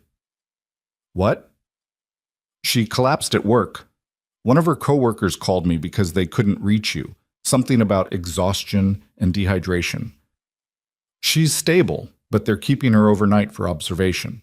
Caleb was already moving, pulling off his tool belt, heading for his truck. Which hospital? Same one where she works, room 412. I'm on my way. The drive was a blur. Caleb called Mrs. Patterson, who agreed to pick up Maya from school. He called the foreman, explained the emergency, got permission to leave without question. He broke at least 3 traffic laws getting across the city. Room 412 was in the general ward, away from the pediatric burn unit where Iris spent her days. She was lying in a hospital bed, IV in her arm, face pale against the white sheets. When she saw him, tears spilled down her cheeks. You didn't have to come. Don't be ridiculous. He pulled a chair to her bedside, took her hand. What happened? I was checking on a patient, and then everything went sideways. Next thing I knew, I was on the floor with 3 nurses standing over me. When's the last time you ate? Actually ate, not picked at something. She didn't answer. Iris. I don't remember. A couple days, maybe. A couple of days? Are you trying to kill yourself? The words came out harsher than he intended, and he saw her flinch. I'm sorry, I'm just scared. I've been watching you disappear for weeks, and I didn't know how to reach you, and now you're in a hospital bed, and... His voice broke. I can't lose you. You're not going to lose me. Then let me help. Please, tell me what's happening. Tell me everything. She looked at him for a long moment, something cracking behind her eyes. And then, finally, she began to talk. The fire started at 2:47 a.m. I know the exact time because I looked at the clock when the smoke alarm went off. I remember thinking it was probably nothing. We got false alarms sometimes when my dad left something on the stove. But then I opened my bedroom door and the hallway was full of smoke. Her voice was flat, clinical. The voice of someone who'd told this story before, who'd learned to distance themselves from the horror of their own memories. My room was on the 2nd floor. My parents' room was at the end of the hall, past the stairs. I tried to get to them, but the heat was too intense. The ceiling was already on fire. I could hear them calling for me, telling me to get out, to save myself. Caleb listened without interrupting. His thumb traced circles on the back of her hand, the only comfort he could offer. I went back to my room. The window stuck. It always stuck. but I got it open eventually. There was a tree outside close to the house. I climbed out, jumped to the tree, fell most of the way down. That's how I got the scars on my left side, caught on branches, hit the ground hard. What about your parents? They didn't make it out. The fire department found them at the top of the stairs. They were trying to reach me. Her voice finally cracked. They died trying to reach me, and I was already outside. If I'd been faster, braver, if I'd tried harder to get down the hall, Iris, no, you would have died too. Maybe, or maybe I could have saved them. I'll never know. And every year when October comes around, I relive that night over and over. The smoke, the heat, their voices calling my name. And I think about all the things I should have done differently. She turned to face him, and the anguish in her eyes was unbearable. That's why I work so hard. That's why I can't take breaks, can't rest, can't let myself be happy for too long. Because how dare I be happy when they're dead? How dare I have a life when they never got to see me grow up, never got to meet you, never got to know Maya? The logic was twisted, heartbreaking, achingly human. Caleb had heard variations of it before, from friends who'd lost loved ones, from his own heart in the dark months after his mother died. Survivor's guilt was a beast that fed on love, turning it into poison. Your parents wanted you to survive, he said gently. That's why they told you to get out. They wanted you to live, not half live, not survive while punishing yourself. Live, fully, completely. You don't know that. I do. Because that's what any parent would want. It's what I would want for Maya if something ever happened to me. I wouldn't want her spending her life feeling guilty. I'd want her to be happy, to love, to build something beautiful. Iris was crying openly now, tears streaming down her face. I don't know how to stop feeling this way. I've tried. Years of therapy, support groups, all of it. And I've gotten better, I really have. But it never goes away completely, and now I have you and Maya, and everything feels more precious and more terrifying all at once. Caleb leaned forward, taking her face in his hands. Then let us carry some of it. You don't have to do this alone anymore. That's what family is for. We're not family, aren't we? Maya thinks of you as family. I think of you as family. Maybe we haven't made it official, but that doesn't make it less real. She stared at him, something shifting in her expression.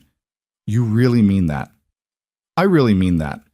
Even after seeing me like this, falling apart, barely functional? Especially after seeing you like this, because this is real. This is human. And I'd rather have the real, broken, beautiful version of you than some perfect mask you think you need to wear. Iris let out a sound that was half laugh, half sob. I'm a mess, Caleb. Join the club. We meet on Tuesdays. She laughed for real then, wiping her eyes. That's not even funny. It's a little funny. It's terrible. Terrible humor is one of my many charms. She pulled him closer, resting her forehead against his. They stayed that way for a long moment, breathing together, letting the tension slowly drain. I'm sorry, she whispered, for pulling away, for not telling you what was going on. I thought I could handle it myself. I thought I had to. You don't. That's literally the point of having people in your life. I'm still learning that. Good thing I'm a patient teacher. A knock at the door interrupted them. A nurse poked her head in, familiar face from the burn unit. Iris, there's someone here to see you. Very insistent, very small. Before Caleb could respond, Maya pushed past the nurse, Professor Trunks in one hand and a slightly crumpled card in the other. Miss Iris, Mrs. Patterson told me you were sick, so I made Dad bring me. Are you okay? You don't look okay. You look tired. Here, I brought Professor Trunks because he always makes me feel better when I'm sick. She thrust the stuffed elephant at Iris with the authority of a 7-year-old who decided to take charge of the situation. Iris accepted Professor Trunks, tears threatening again. Thank you, Maya. That's so sweet.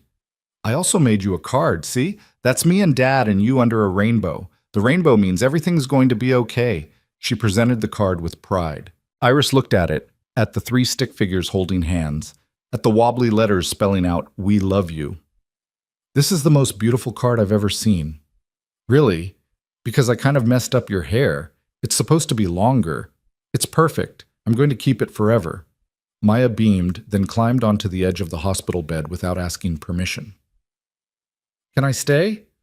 I don't like it when people I love are in the hospital. It makes me nervous. Caleb started to intervene, to explain that Iris needed rest, but Iris shook her head slightly. You can stay for a little while, if your dad says it's okay. Dad? Caleb looked at his daughter, at Iris, at the strange and beautiful family they were becoming. A little while, he agreed. Maya settled in, small body careful not to disturb the IV line, and began telling Iris about her day with the kind of detailed narration only children could provide. Who said what at lunch? Which boy got in trouble for throwing pencils? Why her teacher's new shoes were objectively ugly. And through it all, Iris listened. Really listened, with the kind of attention that made Maya feel like the most important person in the world. Caleb watched them together, heart full and aching simultaneously. This was what he'd been afraid of, introducing Maya to someone who might not stay, who might break his daughter's heart along with his own. But watching them now, he understood that the risk had always been worth taking. Love was never safe. It was always a gamble, a leap of faith into uncertain territory. But the alternative, a life without risk, without connection, without moments like this, wasn't really living at all. When visiting hours ended and Maya had been persuaded to go home, Caleb lingered at Iris's bedside. The doctor says I can probably leave tomorrow, she said, assuming I promise to actually eat and sleep like a normal human being. I'm going to hold you to that. I know you will. She took his hand. Thank you for being here, for not giving up on me. I told you the first night we met, I'm not walking away. I remember. I didn't believe you then. Do you believe me now? She looked at him, at the man who'd shown up at her hospital bed without hesitation, who'd brought his daughter to comfort her, who'd seen her at her worst and stayed anyway. I'm starting to, she said. That's all I can ask. He kissed her gently, then stepped back. Get some sleep. I'll be here first thing tomorrow. Caleb? He paused at the door. The anniversary, October 15th. I usually spend it alone. I go to the cemetery, visit my parents' graves, fall apart in private. She swallowed. Would you come with me this year? The question cost her. He could see it in the way she braced herself for rejection, preparing for the answer to be no. Of course, he said. I'd be honored. She nodded, tears in her eyes again, but different tears this time, not grief or guilt or fear. Relief, hope. The beginning of something new. Caleb walked out of the hospital into the October chill, the weight of what he'd learned settling into his bones. Iris's past was darker than he'd known, her present more fragile. The road ahead wouldn't be easy. But as he drove home to check on Maya, as he thought about October 15th and what it would mean to stand beside Iris in her grief, he felt something unexpected. Not fear, not doubt, certainty. She was worth fighting for. They were worth fighting for. And no matter what came next, he was going to show up. That was, after all, what love meant. October 15th arrived cold and gray, the kind of Seattle autumn day that felt like the city itself was mourning. Caleb woke early, checked on Maya, still asleep, Professor Trunks guarding her pillow, and started making coffee. He'd arranged for Mrs. Patterson to watch Maya for the day. He'd told his foreman he needed personal time. He'd done everything he could think of to prepare. But standing in his kitchen, watching the sunrise struggle through the clouds, he realized that no amount of preparation could ready him for what this day would hold. Iris arrived at 8, dressed in black, her face pale but composed. She'd been out of the hospital for 3 days now, eating properly, sleeping with the help of medication her doctor had prescribed. She looked better than she had in weeks, but her eyes told a different story. You ready? Caleb asked. No, but I never am. They drove in silence, the cemetery about an hour outside the city.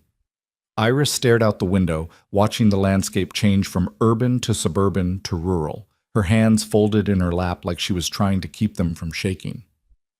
Tell me about them, Caleb said, when the silence grew too heavy. Your parents. Iris took a breath. My mother was a terrible cook. That's the irony. My dad was the chef, ran the restaurant, made these incredible meals. But my mom couldn't boil water without burning it. She tried, though. Every Sunday, she'd attempt something from my dad's recipes, and every Sunday, he'd have to rescue dinner. What about your dad? He sang, opera mostly, but he'd sing anything.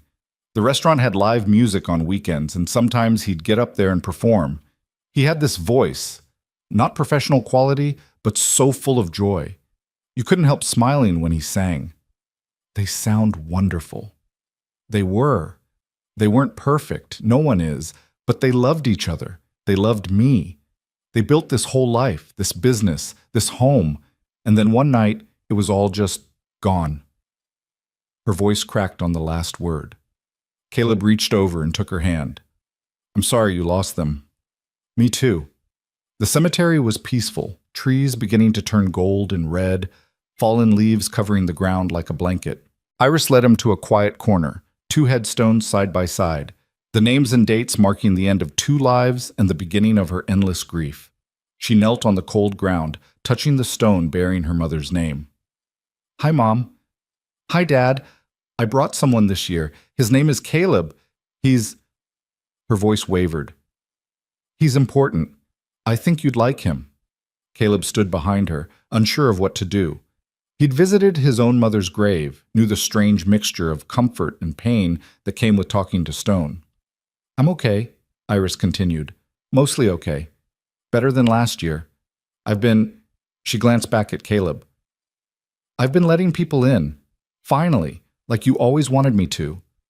She talked for a long time, telling her parents about the burn center, about Maya, about the life she was slowly building from the ashes of the one she'd lost. And Caleb listened, bearing witness, understanding that his presence was the gift she'd asked for. When she finally fell silent, tears streaming down her face, he knelt beside her. Do you want me to say something? She nodded. Caleb looked at the headstones, at the names of people he'd never known, but who had shaped the woman he loved. I don't know if you can hear me, he said, but I wanted you to know that your daughter is incredible. She's brave and kind and stronger than she gives herself credit for. And I promise I'll take care of her, not because she needs saving, but because she deserves someone who'll stand beside her no matter what. He paused, emotion thick in his throat. Thank you for raising her. Thank you for teaching her to love. I'll try to be worthy of what you gave her. Iris was crying openly now, but when she turned to look at him, there was something new in her expression. Not just grief, not just pain, peace. They stayed at the cemetery until the afternoon light began to fade, sitting together on a bench near the graves, talking about nothing and everything. By the time they left, something had shifted between them. They'd crossed a threshold, entered territory neither of them had explored before, and they'd done it together. On the drive home, Iris reached for his hand. Thank you, she said, for today, for everything. You don't have to thank me. Yes, I do, because you didn't have to come. Most people would have run the other direction. I'm not most people. She smiled, a real smile, tired but genuine. No, you're not. They drove in comfortable silence, the city skyline growing closer, the future stretching out before them like an open road, uncertain, unpredictable, full of possibility, and neither of them facing it alone. The weeks following the cemetery visit felt like emergence from a long winter. Iris began to breathe differently, move differently, as if a weight she'd carried for 17 years had finally shifted enough to let her stand fully upright. She started sleeping through the night more often than not. She ate meals without being reminded. She laughed more easily, the sound no longer edged with the brittle quality that had worried Caleb for so long. November brought rain and early darkness, but inside the small house on Maple Street, warmth grew. Iris stayed over on weekends now, her toothbrush finding a permanent home in the bathroom holder, her favorite tea appearing in the cabinet beside Caleb's coffee. Maya had started calling her room the guest room where Miss Iris sleeps, which everyone understood was really just Iris's room. They hadn't talked about the future in concrete terms. Neither of them wanted to rush, to force something into a shape it wasn't ready to hold. But the shape was forming anyway, organic and inevitable, like a plant turning toward light. On the first Saturday of November, they decided to visit the farmers' market downtown. The three of them walked through rows of vendors selling late-season apples and pumpkins and handmade crafts. Maya running ahead to examine everything with the enthusiasm of a 7-year-old who'd recently discovered that samples were free. She's going to spoil her lunch, Caleb observed, watching Maya accept her third piece of cheese from a smiling vendor. She'll be fine. Growing kids need calories. You're going to be the fun parent, aren't you? The one who lets her eat ice cream for dinner and stay up past bedtime. The words were out before he could stop them. Fun parent. The implication hung in the air, neither of them quite sure how to address it. Iris glanced at him, something uncertain in her eyes. Would that be okay? Being a parent? Someday? I didn't mean to assume. No, I'm asking, because I think about it sometimes. What this could be. What we could be. They stopped walking, other shoppers flowing around them like water around stones. Caleb turned to face her fully. I think about it too. All the time, actually. And I want it. All of it. You, me, Maya, whatever comes next. He took her hands. But I also know you've been through a lot. I don't want to pressure you into something you're not ready for. Iris studied his face, searching for something. Whatever she found must have satisfied her because a slow smile spread across her features. I'm not going to lie and say I'm not scared. I'm terrified, actually. The idea of being responsible for another person, of being someone's mother figure, it's overwhelming. But when I'm with you and Maya, it doesn't feel like pressure. It feels like possibility. She squeezed his hands. I can't promise I'll be perfect. I can't promise I won't have bad days, hard days, days when everything feels like too much. But I can promise I'll keep showing up. I'll keep trying. That's all any of us can do. Maya came bounding back, cheeks bulging with apple samples. Dad, Miss Iris, there's a guy selling puppies, and they're so cute, and I know we can't have one, but can we at least look? Please, please, please. The moment dissolved into Maya's excitement, but something had been established. A foundation. A promise made without words. They went to look at the puppies. They didn't buy one, despite Maya's best negotiating efforts. But they walked home through the rain together, 3 people learning to become a family, and Caleb felt something settle in his chest that had been restless for years. This was it. This was home. December brought holiday preparations and a shift in Iris's work schedule that worried Caleb more than he wanted to admit. The burn center always saw an increase in patients during the holidays, candles left unattended, kitchen fires from distracted cooking, the terrible cases of children getting too close to fireplaces. Iris worked longer hours, came home more exhausted, carried the weight of her patients' pain with the dedication that made her brilliant at her job and vulnerable to burning out. You need to pace yourself, Caleb told her one evening, watching her struggle to stay awake through dinner. The holidays are long. You can't sprint through them. I know, but we're short-staffed, and the kids need you healthy and present, not running on empty. She nodded, but he could see the familiar struggle in her eyes. The pull between self-care and service, the guilt that came from putting her own needs first. They managed, though. They found rhythms and routines that worked. Iris taking Sundays completely off, Caleb adjusting his schedule to handle more of the household duties. Maya, with the adaptability of childhood, accepted the changes without complaint. On Christmas Eve, they gathered in the living room to decorate the tree. Maya had strong opinions about ornament placement, directing operations like a tiny general. Iris and Caleb followed her instructions, exchanging amused glances over her head. The star goes on last, Maya announced, and I get to put it up. That's the rule. Since when is that the rule, Caleb asked. Since always, you just forgot. I'm pretty sure I made up the rules in this house. Maybe before, but now Miss Iris is here so we can vote. Miss Iris, who should put up the star? Iris looked between them, clearly trying not to laugh. I think the star should be placed by whoever found the best ornament this year. Maya considered this. What counts as best? Most meaningful, most special. Then I found it. Maya produced a small, slightly crooked clay ornament from behind her back. I made this at school.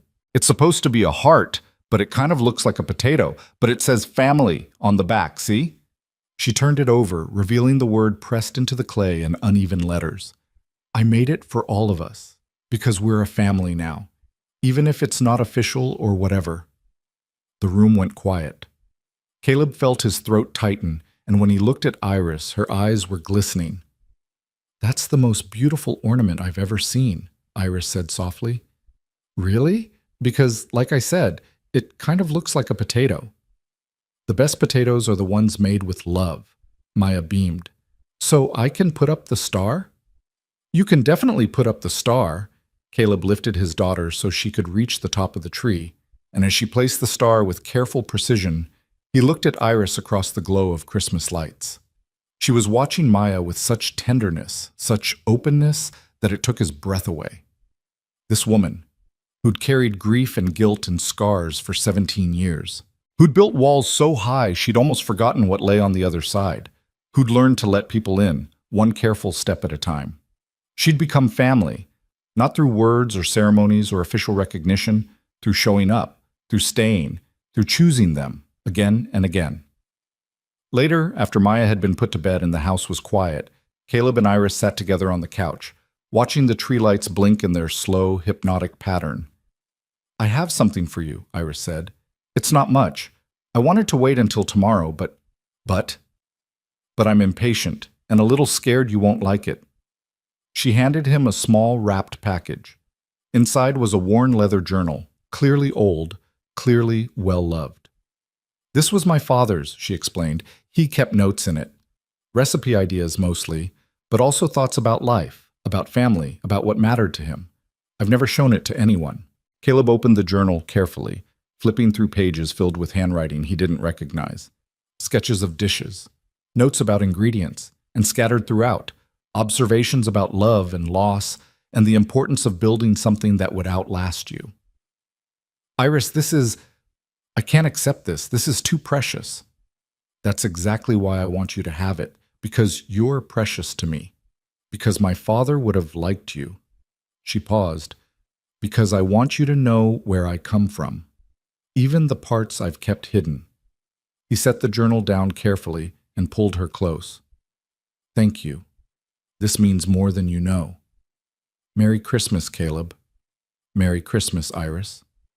They held each other as the night deepened, the tree lights casting colored shadows on the walls, and Caleb felt something he hadn't felt in a very long time. Complete. The new year brought changes, good ones mostly. Iris reduced her hours at the hospital, taking on a supervisory role that allowed her to mentor younger nurses without bearing the full weight of patient care. She started seeing a therapist regularly, working through the lingering effects of survivor's guilt with the same dedication she brought to everything else. And she started spending every night at the house on Maple Street. "Are you sure?" Caleb had asked when she first suggested it. "Moving in is a big step. We don't have to rush." "I'm not rushing. I've been thinking about this for months. I want to be here, Caleb. Really here, not just visiting." Maya had been thrilled, of course. She'd immediately started referring to Iris's room as your room instead of the guest room where Miss Iris sleeps. She'd rearranged the bathroom to give Iris more shelf space.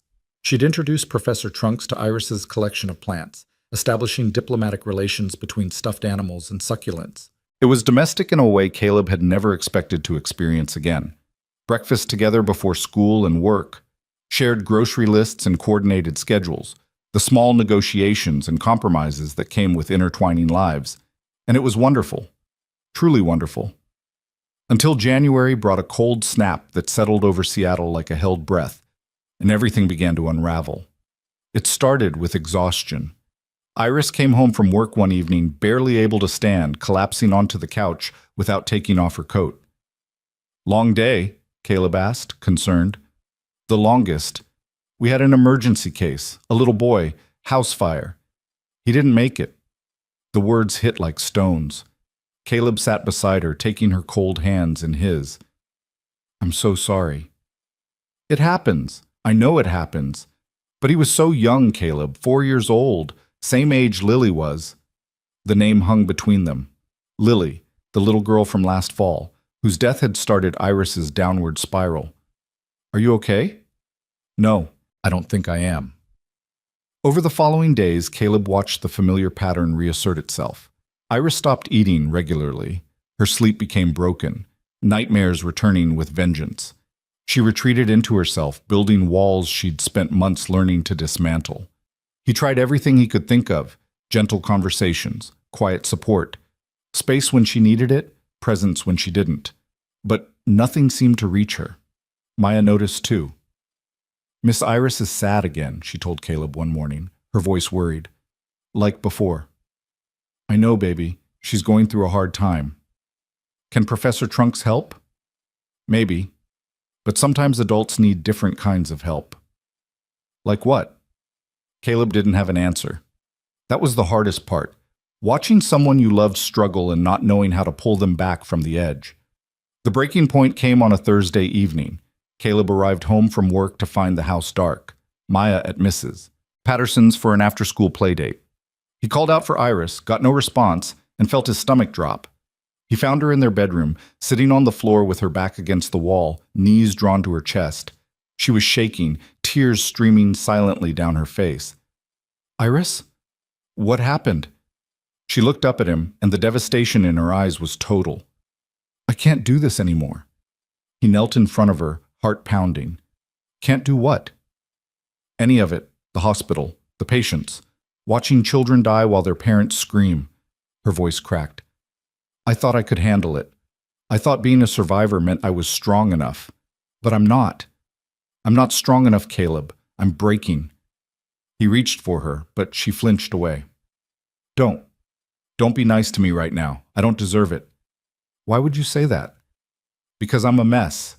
Because I moved into your house and your life, and now I'm falling apart, and that's not fair to you or Maya. You didn't sign up for this. You didn't sign up for someone who can't hold herself together." The words poured out of her, poisonous and self-directed, and Caleb recognized them for what they were. Not truth, fear, the old scripts playing again, telling her she was too damaged to be loved. "Iris, look at me." She shook her head. "Please, look at me." Slowly, reluctantly, she raised her eyes to his. "Do you remember what I told you in the hospital last October? I said I would stand beside you no matter what. I said we would face things together. I meant that. I still mean it. But no buts. I knew when I fell in love with you that it wouldn't always be easy. I knew you carried wounds that might never fully heal. That's not a reason to run away. That's a reason to stay closer. You shouldn't have to deal with this. You have enough on your plate with Maya, with work. Adding my problems to the pile isn't fair. That's not how love works. We don't calculate fairness and divide burdens equally. We show up for each other even when it's hard, especially when it's hard." Iris was crying harder now, but something in her posture had shifted. The rigid self-protection was loosening, making room for something else. "I'm scared," she whispered. "I'm so scared. I'm going to drag you down with me." "You won't. And even if you tried, I wouldn't let you. We're partners, Iris. That means we hold each other up." He opened his arms, and this time she didn't flinch away. She fell into him, shaking with sobs, letting herself break in the safety of his embrace. "I've got you," he murmured into her hair. "I've got you. Just let go." She did. She let go of 17 years of holding herself together, of pretending to be stronger than she felt, of believing she had to face everything alone. And Caleb held her through all of it, steady as stone, patient as the rain. When the storm finally passed, they sat together on the floor, backs against the wall, hands intertwined. "I think I need to take a leave from the hospital," Iris said, her voice raw. "Not forever, just long enough to figure out how to do this without destroying myself. I think that's wise. My supervisor has been pushing me to take time off. Apparently I'm not hiding my struggle as well as I thought." "You've never been good at hiding things from people who pay attention." She almost smiled. "I need help, Caleb. Real help. More than therapy once a week. Maybe an intensive program or, I don't know, something. We'll figure it out together, whatever you need." "And Maya? How do I explain this to her?"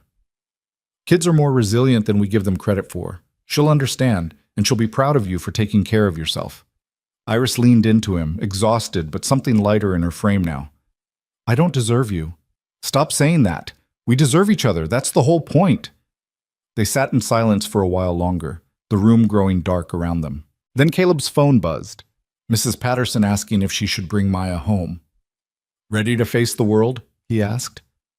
Not really, but I'm going to anyway. That's my girl. He helped her to her feet, and together they went to face whatever came next. The conversation with Maya happened that evening over bowls of soup that nobody really ate.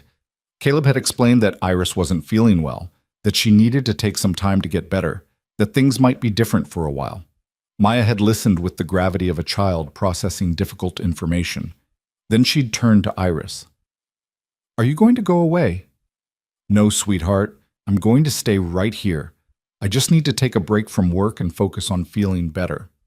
Like when I had the flu and stayed home from school? Something like that.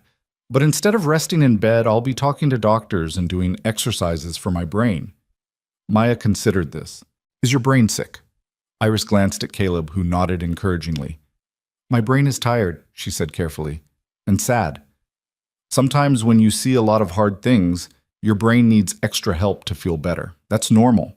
It's not something to be ashamed of. I'm not ashamed. I think it's brave. You do? Mrs. Patterson says asking for help is the bravest thing you can do, because it means you're not pretending to be okay when you're not. Iris's eyes welled up again. Mrs. Patterson is very wise. I know, I keep telling Dad that. Maya slid out of her chair and walked around the table to where Iris sat. Can I hug you? I would love that. The embrace lasted a long time. Caleb watched, his heart full and aching simultaneously, grateful beyond words for the daughter he'd raised and the woman who'd become part of their lives. When Maya finally pulled back, she had that determined expression that meant she'd made a decision. I'm going to help you feel better, she announced. I'm going to make you cards every day, and Professor Trunks will keep you company when you're sad. And I'll tell you octopus facts because octopus facts always make people happy. That sounds wonderful, Maya. Did you know octopuses can squeeze through any hole their beak can fit through because they don't have bones? I didn't know that. See? You're learning already. Learning makes brains happy. She said it with such certainty, such confidence, that Iris actually laughed, a genuine laugh, the first in days. You're right. Learning does make brains happy. I know. I'm very smart. You are. The smartest. That's what Dad says. Maya kissed Iris on the cheek, then announced she was going to go draw the first of her daily cards. She disappeared down the hallway, leaving the adults alone. Iris turned to Caleb, something like wonder on her face. She's amazing. She is. How did you raise such an incredible kid? I got lucky, and I had good role models. My mom, before she died, and now you. I haven't done anything. You've shown her what it looks like to be brave, to be honest, to ask for help when you need it. That's more than you know. Iris took his hand across the table. I love you. I don't think I've said it enough. You've said it. I've heard it. But I mean it. I really, truly mean it. Not just as words, but as a promise. I love you, and I'm going to fight to be someone worthy of that love. You already are. I'm going to be better. You're already enough. She shook her head, but she was smiling through her tears. You always know the right thing to say. I just tell the truth. You make it easy. They cleared the dinner dishes together, falling into the comfortable rhythm of domestic partnership. And when Maya returned with her first card, a drawing of 3 stick figures under a rainbow, eerily similar to the one she'd made months ago, they hung it on the refrigerator with the ceremony it deserved.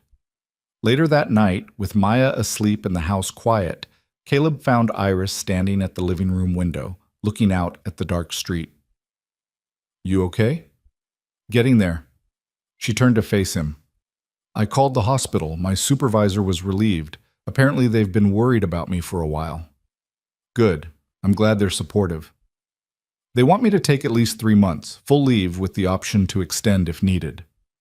And you agreed? I did. It terrified me to say yes, but I did. I'm proud of you. Don't be proud yet. I haven't done anything except admit I need help. That's the hardest step. Everything else builds from there. She moved closer, letting him wrap his arms around her. I don't know what's going to happen, she said quietly. I don't know if I'll be able to go back to the burn center. I don't know if I'll ever be able to work with kids again without falling apart. You don't have to figure that out tonight. But what if I can't? What if this is the end of my career? What if I have to start over completely?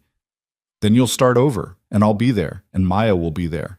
We'll figure it out together. How can you be so calm about this? Because I've learned something over the past few years. The plans we make almost never work out the way we expect. But the things that matter, love, family, connection, those don't depend on plans. They depend on showing up. Iris was quiet for a moment, absorbing his words. My father wrote something similar in his journal. He said the recipe for a good life is simple. Love people, feed them well, and show up when it matters. Your father was a wise man. He was. I just wish I'd had more time with him.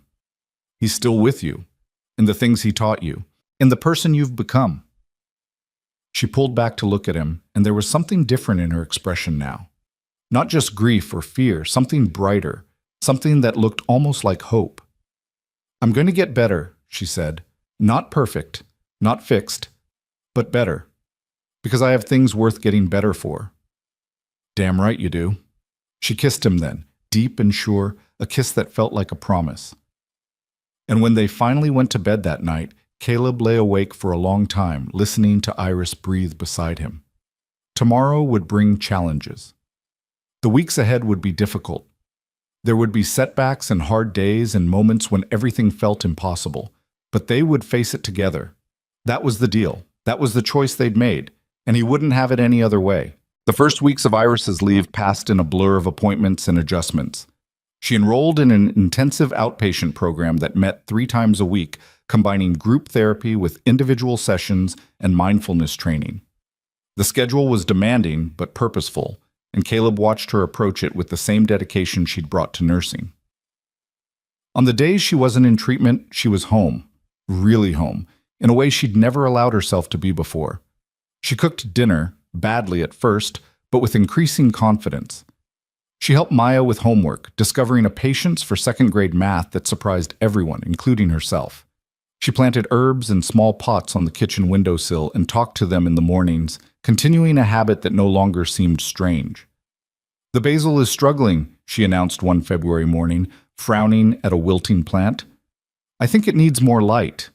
Or maybe it needs you to stop overwatering it, Caleb suggested. I don't overwater. You watered it twice yesterday. That's because it looked thirsty. Plants can't look thirsty. This one can. It has expressive leaves. Maya, eating cereal at the table, giggled. Miss Iris, you're being weird about plants again. I prefer the term passionate. Dad says there's a fine line between passionate and obsessed. Your dad says a lot of things. Caleb smiled, watching them banter. These moments, ordinary, unremarkable, perfectly mundane, were the ones he treasured most, the proof that they'd built something worth protecting. As winter softened into early spring, Iris began to change in ways both subtle and profound. The shadows under her eyes faded. She laughed more easily, cried less often. She started sleeping through the night without medication, her body finally remembering how to rest. But the most significant change was internal. I had a realization today, she told Caleb one evening after Maya had gone to bed, in group therapy. We were talking about purpose, about why we do what we do, and I realized I've been thinking about it all wrong. How so?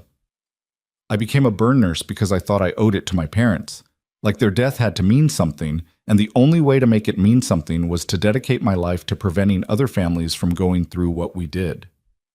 That seems like a reasonable motivation. It is, but it's also exhausting, because if my whole purpose is tied to their death, then I can never escape the grief. It's always there, underlying everything, making me feel like a fraud whenever I'm happy. She paused, gathering her thoughts. My therapist asked me something today. She asked what I would do if I'd never experienced the fire. Who would I be? What would I want? What did you say?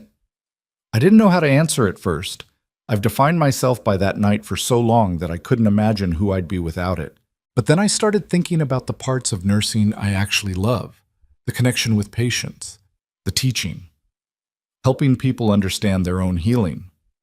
And I think I want to do something different, not leave nursing entirely, but maybe shift focus. There are programs for burn survivors, support groups, peer counseling, People like me helping people who are going through what I went through. She looked at him, something hopeful in her eyes.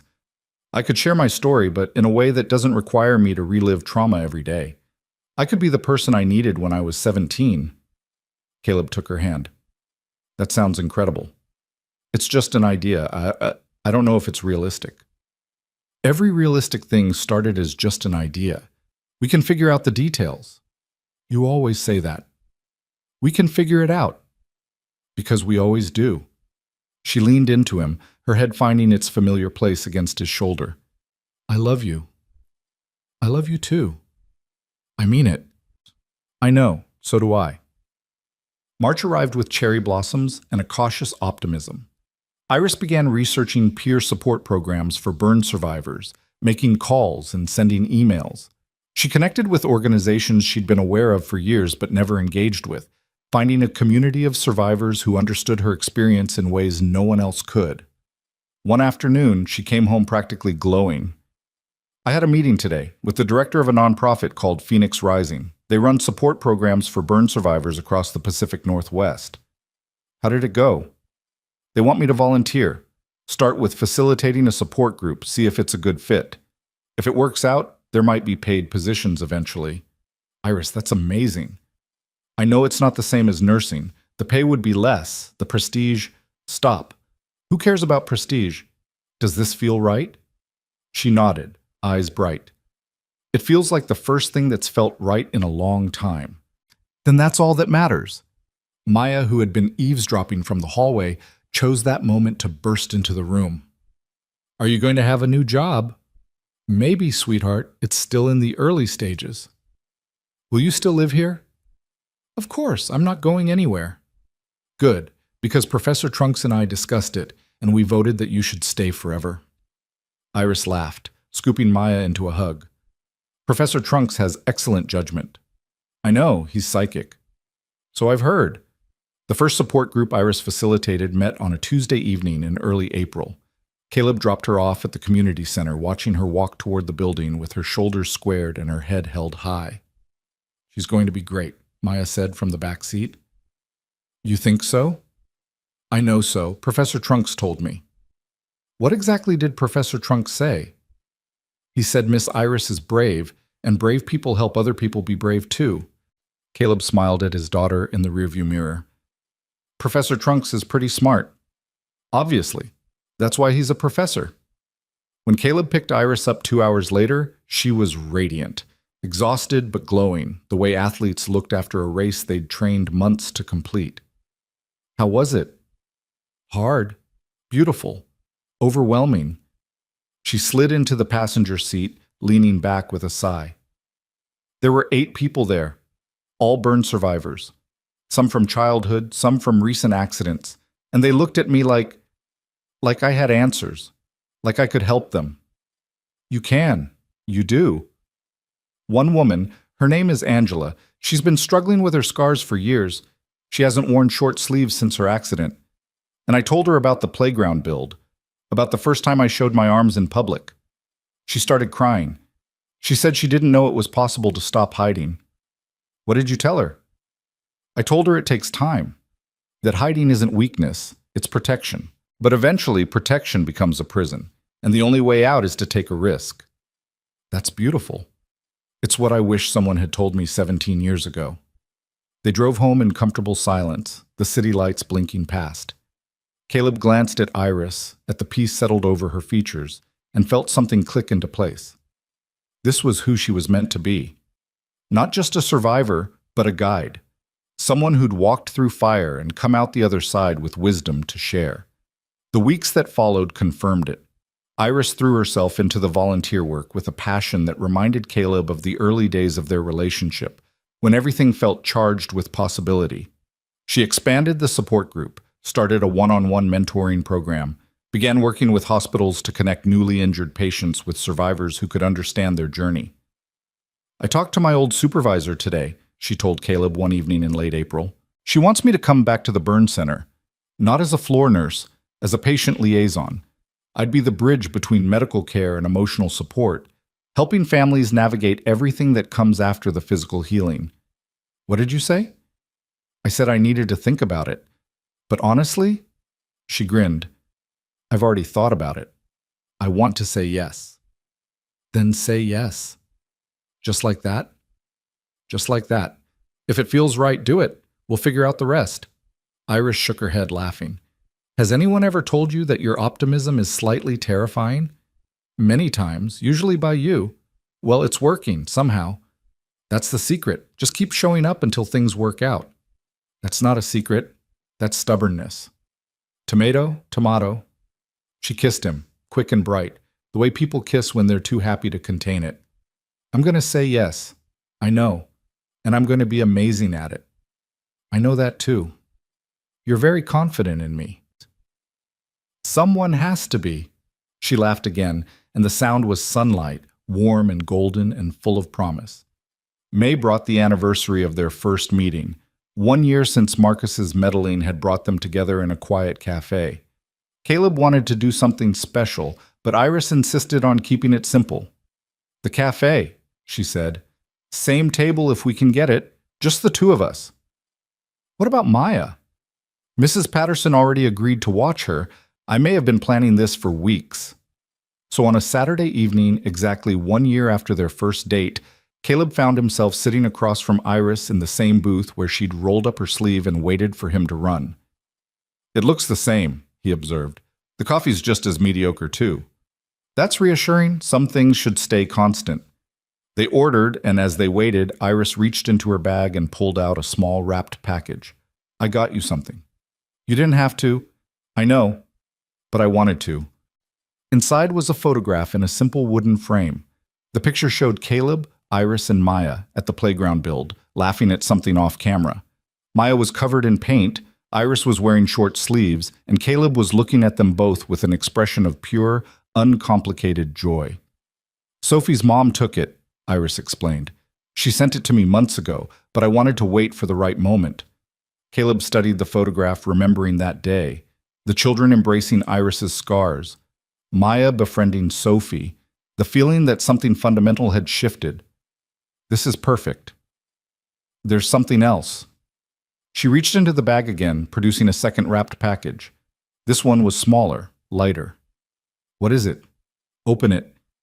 Inside was a key, a simple brass key worn smooth from use. It's to my parents' storage unit, Iris said quietly. I've been paying to keep it for 17 years. All their things, photographs, keepsakes, my father's recipe books, my mother's jewelry. I've never been able to go through it. Iris, I want us to do it together. When I'm ready. When the time is right. She met his eyes. I've never shown anyone that part of my past. Not the specific memories, the physical objects, but I want you to know everything, all of me, even the parts I've kept locked away. Caleb closed his hand around the key, feeling its weight. Whenever you're ready, no rush. I know. That's why I can give you this, because I know you won't push. Pushing isn't really my style. No, showing up is your style. It's worked so far. She smiled, that full, unguarded smile that he'd learned to treasure. It really has. They talked through dinner, through coffee, through the evening settling around them, about the year that had passed, about the changes they'd weathered, about the future stretching out before them, uncertain but no longer frightening.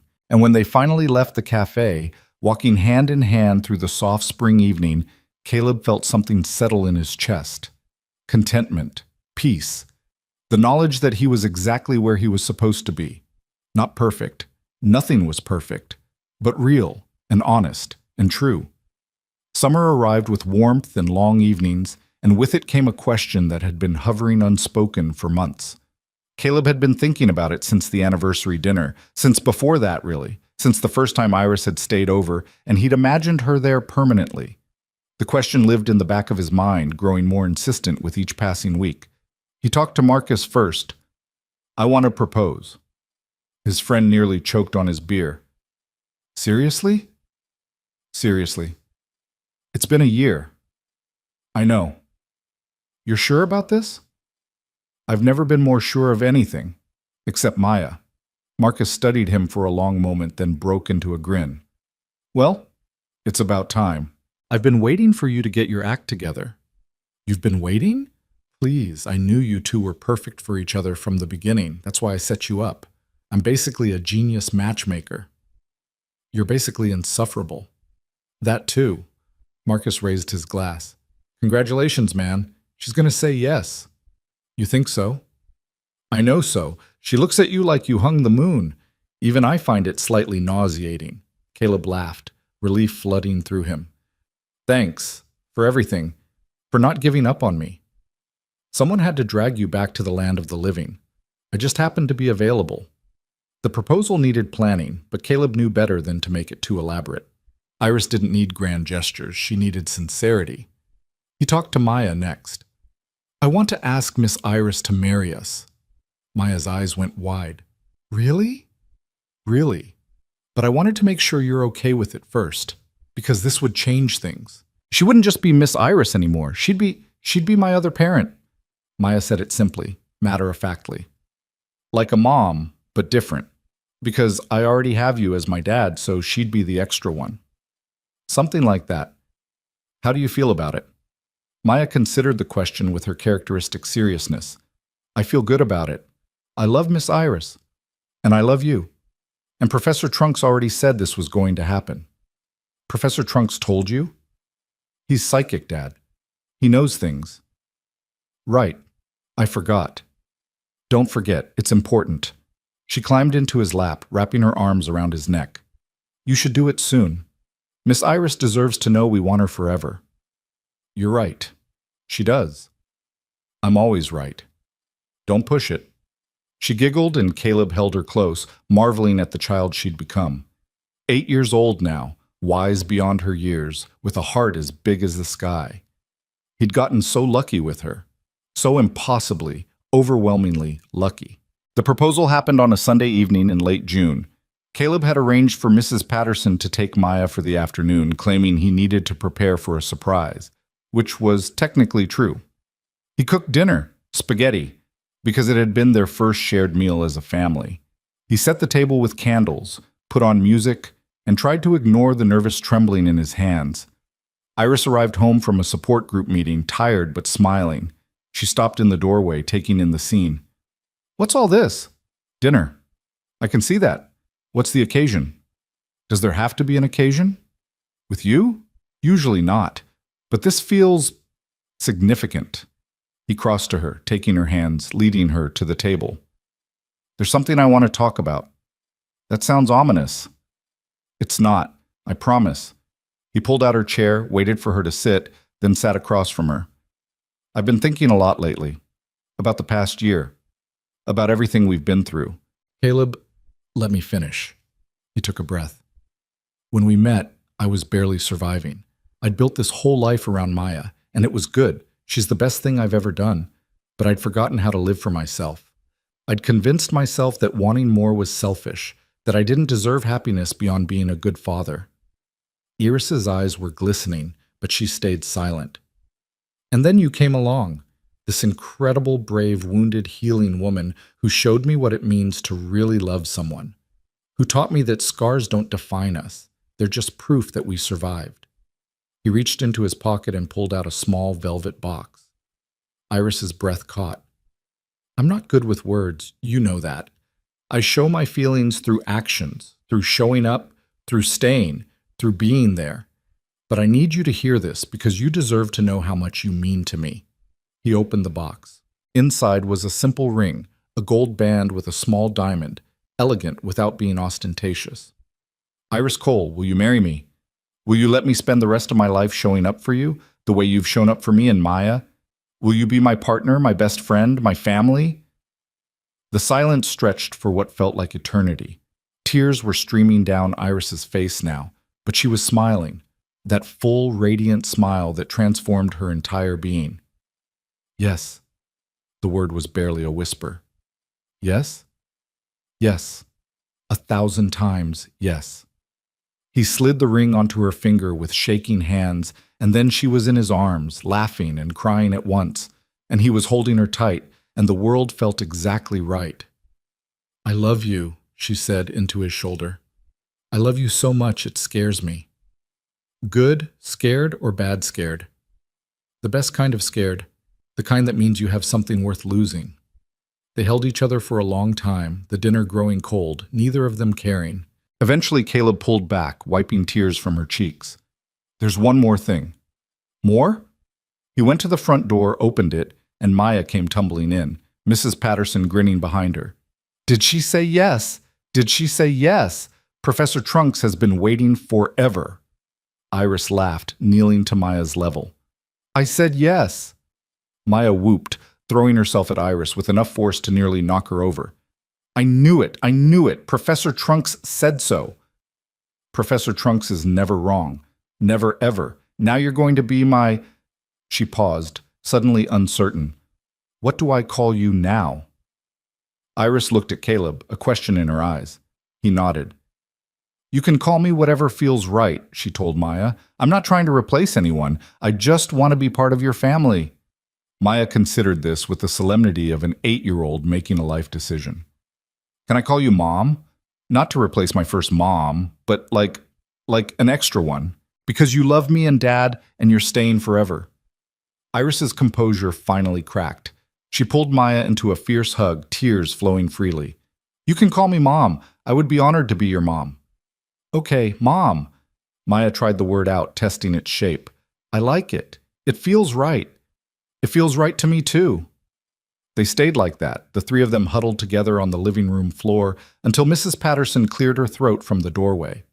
I should be going. Congratulations to all of you. You deserve this happiness. After she left, they reheated the dinner and ate together, talking and laughing, planning a future that suddenly seemed vivid and real. When's the wedding? Maya asked. Can I be the flower girl? Can Professor Trunks be the ring bearer? We haven't even talked about… Yes, Iris interrupted. Yes to both. Whatever kind of wedding we have, you and Professor Trunks are essential. Maya pumped her fist in triumph. Best day ever. The summer passed in a haze of wedding planning and adjustment. They decided on a small ceremony in October, exactly 2 years after Caleb had accompanied Iris to her parents' graves for the first time. A reclaiming of the month that had always meant grief, transforming it into something new. The guest list was short. Marcus and his wife, Mrs. Patterson and Kayla. A few co-workers. Some of Iris's colleagues from Phoenix Rising, Sophie and her family, who had become regular fixtures at the house on Maple Street. And one day in late August, they finally visited the storage unit. It was harder than Caleb had expected.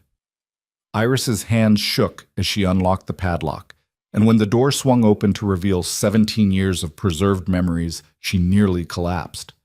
I've got you, he said, steadying her. Take your time.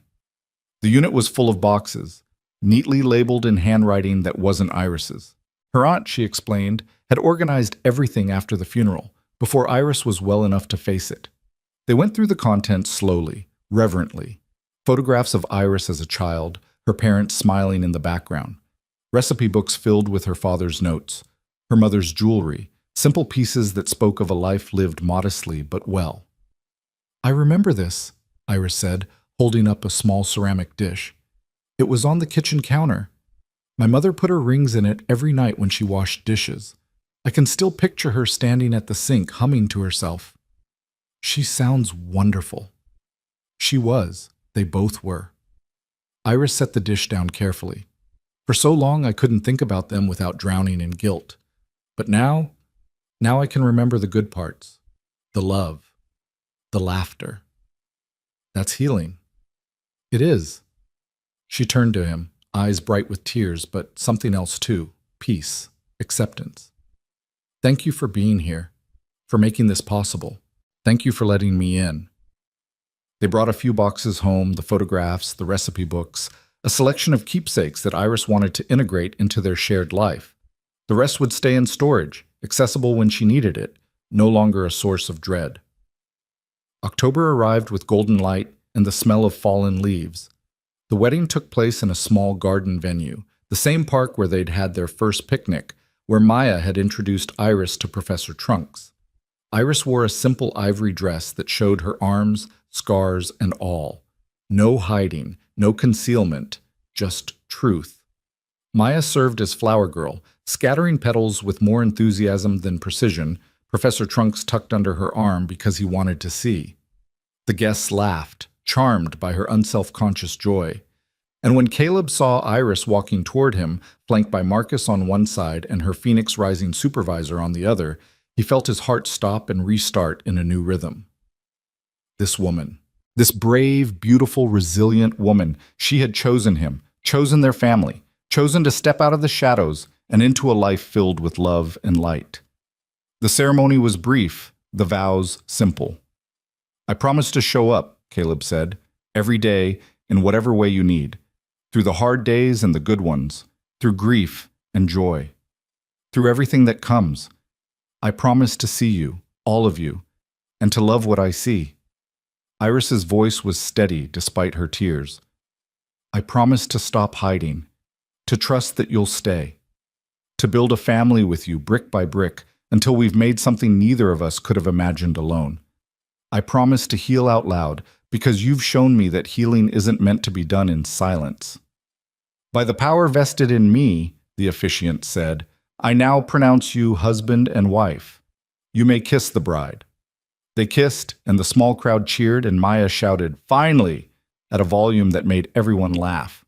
The reception was joyful chaos, dancing and toasts, and too much cake. Sophie and Maya performed an interpretive dance to a song neither of them actually knew the words to. Marcus gave a speech that was equal parts touching and embarrassing. Mrs. Patterson cried happy tears and claimed she'd known all along. And through it all, Caleb held Iris's hand, marveling at the path that had brought them here. A blind date, a cafe, a woman who'd rolled up her sleeve and waited for him to run. And he'd stayed. Late that evening, after the guests had gone and Maya had been put to bed, Caleb and Iris stood on their porch, watching the city lights flicker in the distance. "We did it," she said. "We did. We're married. We are. That's slightly terrifying. Everything worth doing is slightly terrifying." She laughed, leaning into him. "You and your optimism. It got us this far." "It did." She was quiet for a moment.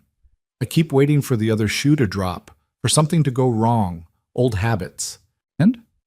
And it doesn't come. The fear is there, but it's quieter now, because I know, whatever happens, we'll face it together." "That's the deal." "That's the deal." They stood in comfortable silence, the night settling around them. In her room, Maya slept peacefully, Professor Trunks keeping watch. In the kitchen, the leftover wedding cake sat in the refrigerator, waiting for tomorrow's breakfast. In the living room, Iris's plants flourished on the windowsill, thriving under her devoted care. A home, a family. A life built from the wreckage of two lonely pasts, transformed into something new and whole. "I used to think love was a complication," Caleb said quietly, "something that made life harder. A distraction from what really mattered. And now? Now I know it's the opposite. Love doesn't complicate life, it completes it." Iris turned to face him, and in the moonlight her scars were just part of her, neither hidden nor highlighted, simply present. Part of the story that had made her who she was. "I love you," she said. "I love you too." "Forever?" "Forever." She kissed him then, under the October sky, in the home they'd built together. And somewhere inside, Maya stirred in her sleep, smiled at a dream, and pulled Professor Trunks closer. 3 people. 1 family. 1,000 tiny moments adding up to a life worth living. Caleb had spent years running from connection, convinced he didn't deserve it. Iris had spent years hiding from the world, certain she was too damaged to be loved. And Maya, small, fierce, impossibly wise Maya, had never stopped believing that family was possible. She'd been right all along. Outside, the city hummed its eternal song. Cars passed on distant streets. Somewhere, a dog barked. Somewhere else, a couple laughed. Life went on, as it always did, indifferent to individual stories. But in the house on Maple Street, 3 hearts beat as one. 3 stories wove together into a tapestry stronger than any single thread. And in that weaving, something beautiful was born. Not a fairy tale. Fairy tales promised perfection, and perfection was never the point. This was better. This was real. This was 2 broken people who'd learned to heal together and a child who'd shown them both what love could look like when you let it. Caleb pulled Iris closer, breathing in the scent of her hair, feeling her heartbeat against his chest. Tomorrow would bring its challenges. Next week, next month, next year, there would be hard days and setbacks and moments when everything felt impossible. That was life. That was the deal. But tonight, in this moment, everything was exactly as it should be. A father who'd learned to stand alone, finally finding someone to stand with. A survivor who'd hidden her scars, finally stepping into the light. And a little girl with a psychic elephant who'd known all along that love was coming. They'd found each other. Against all odds, against all fear, they'd found each other. And that was enough. More than enough. It was everything.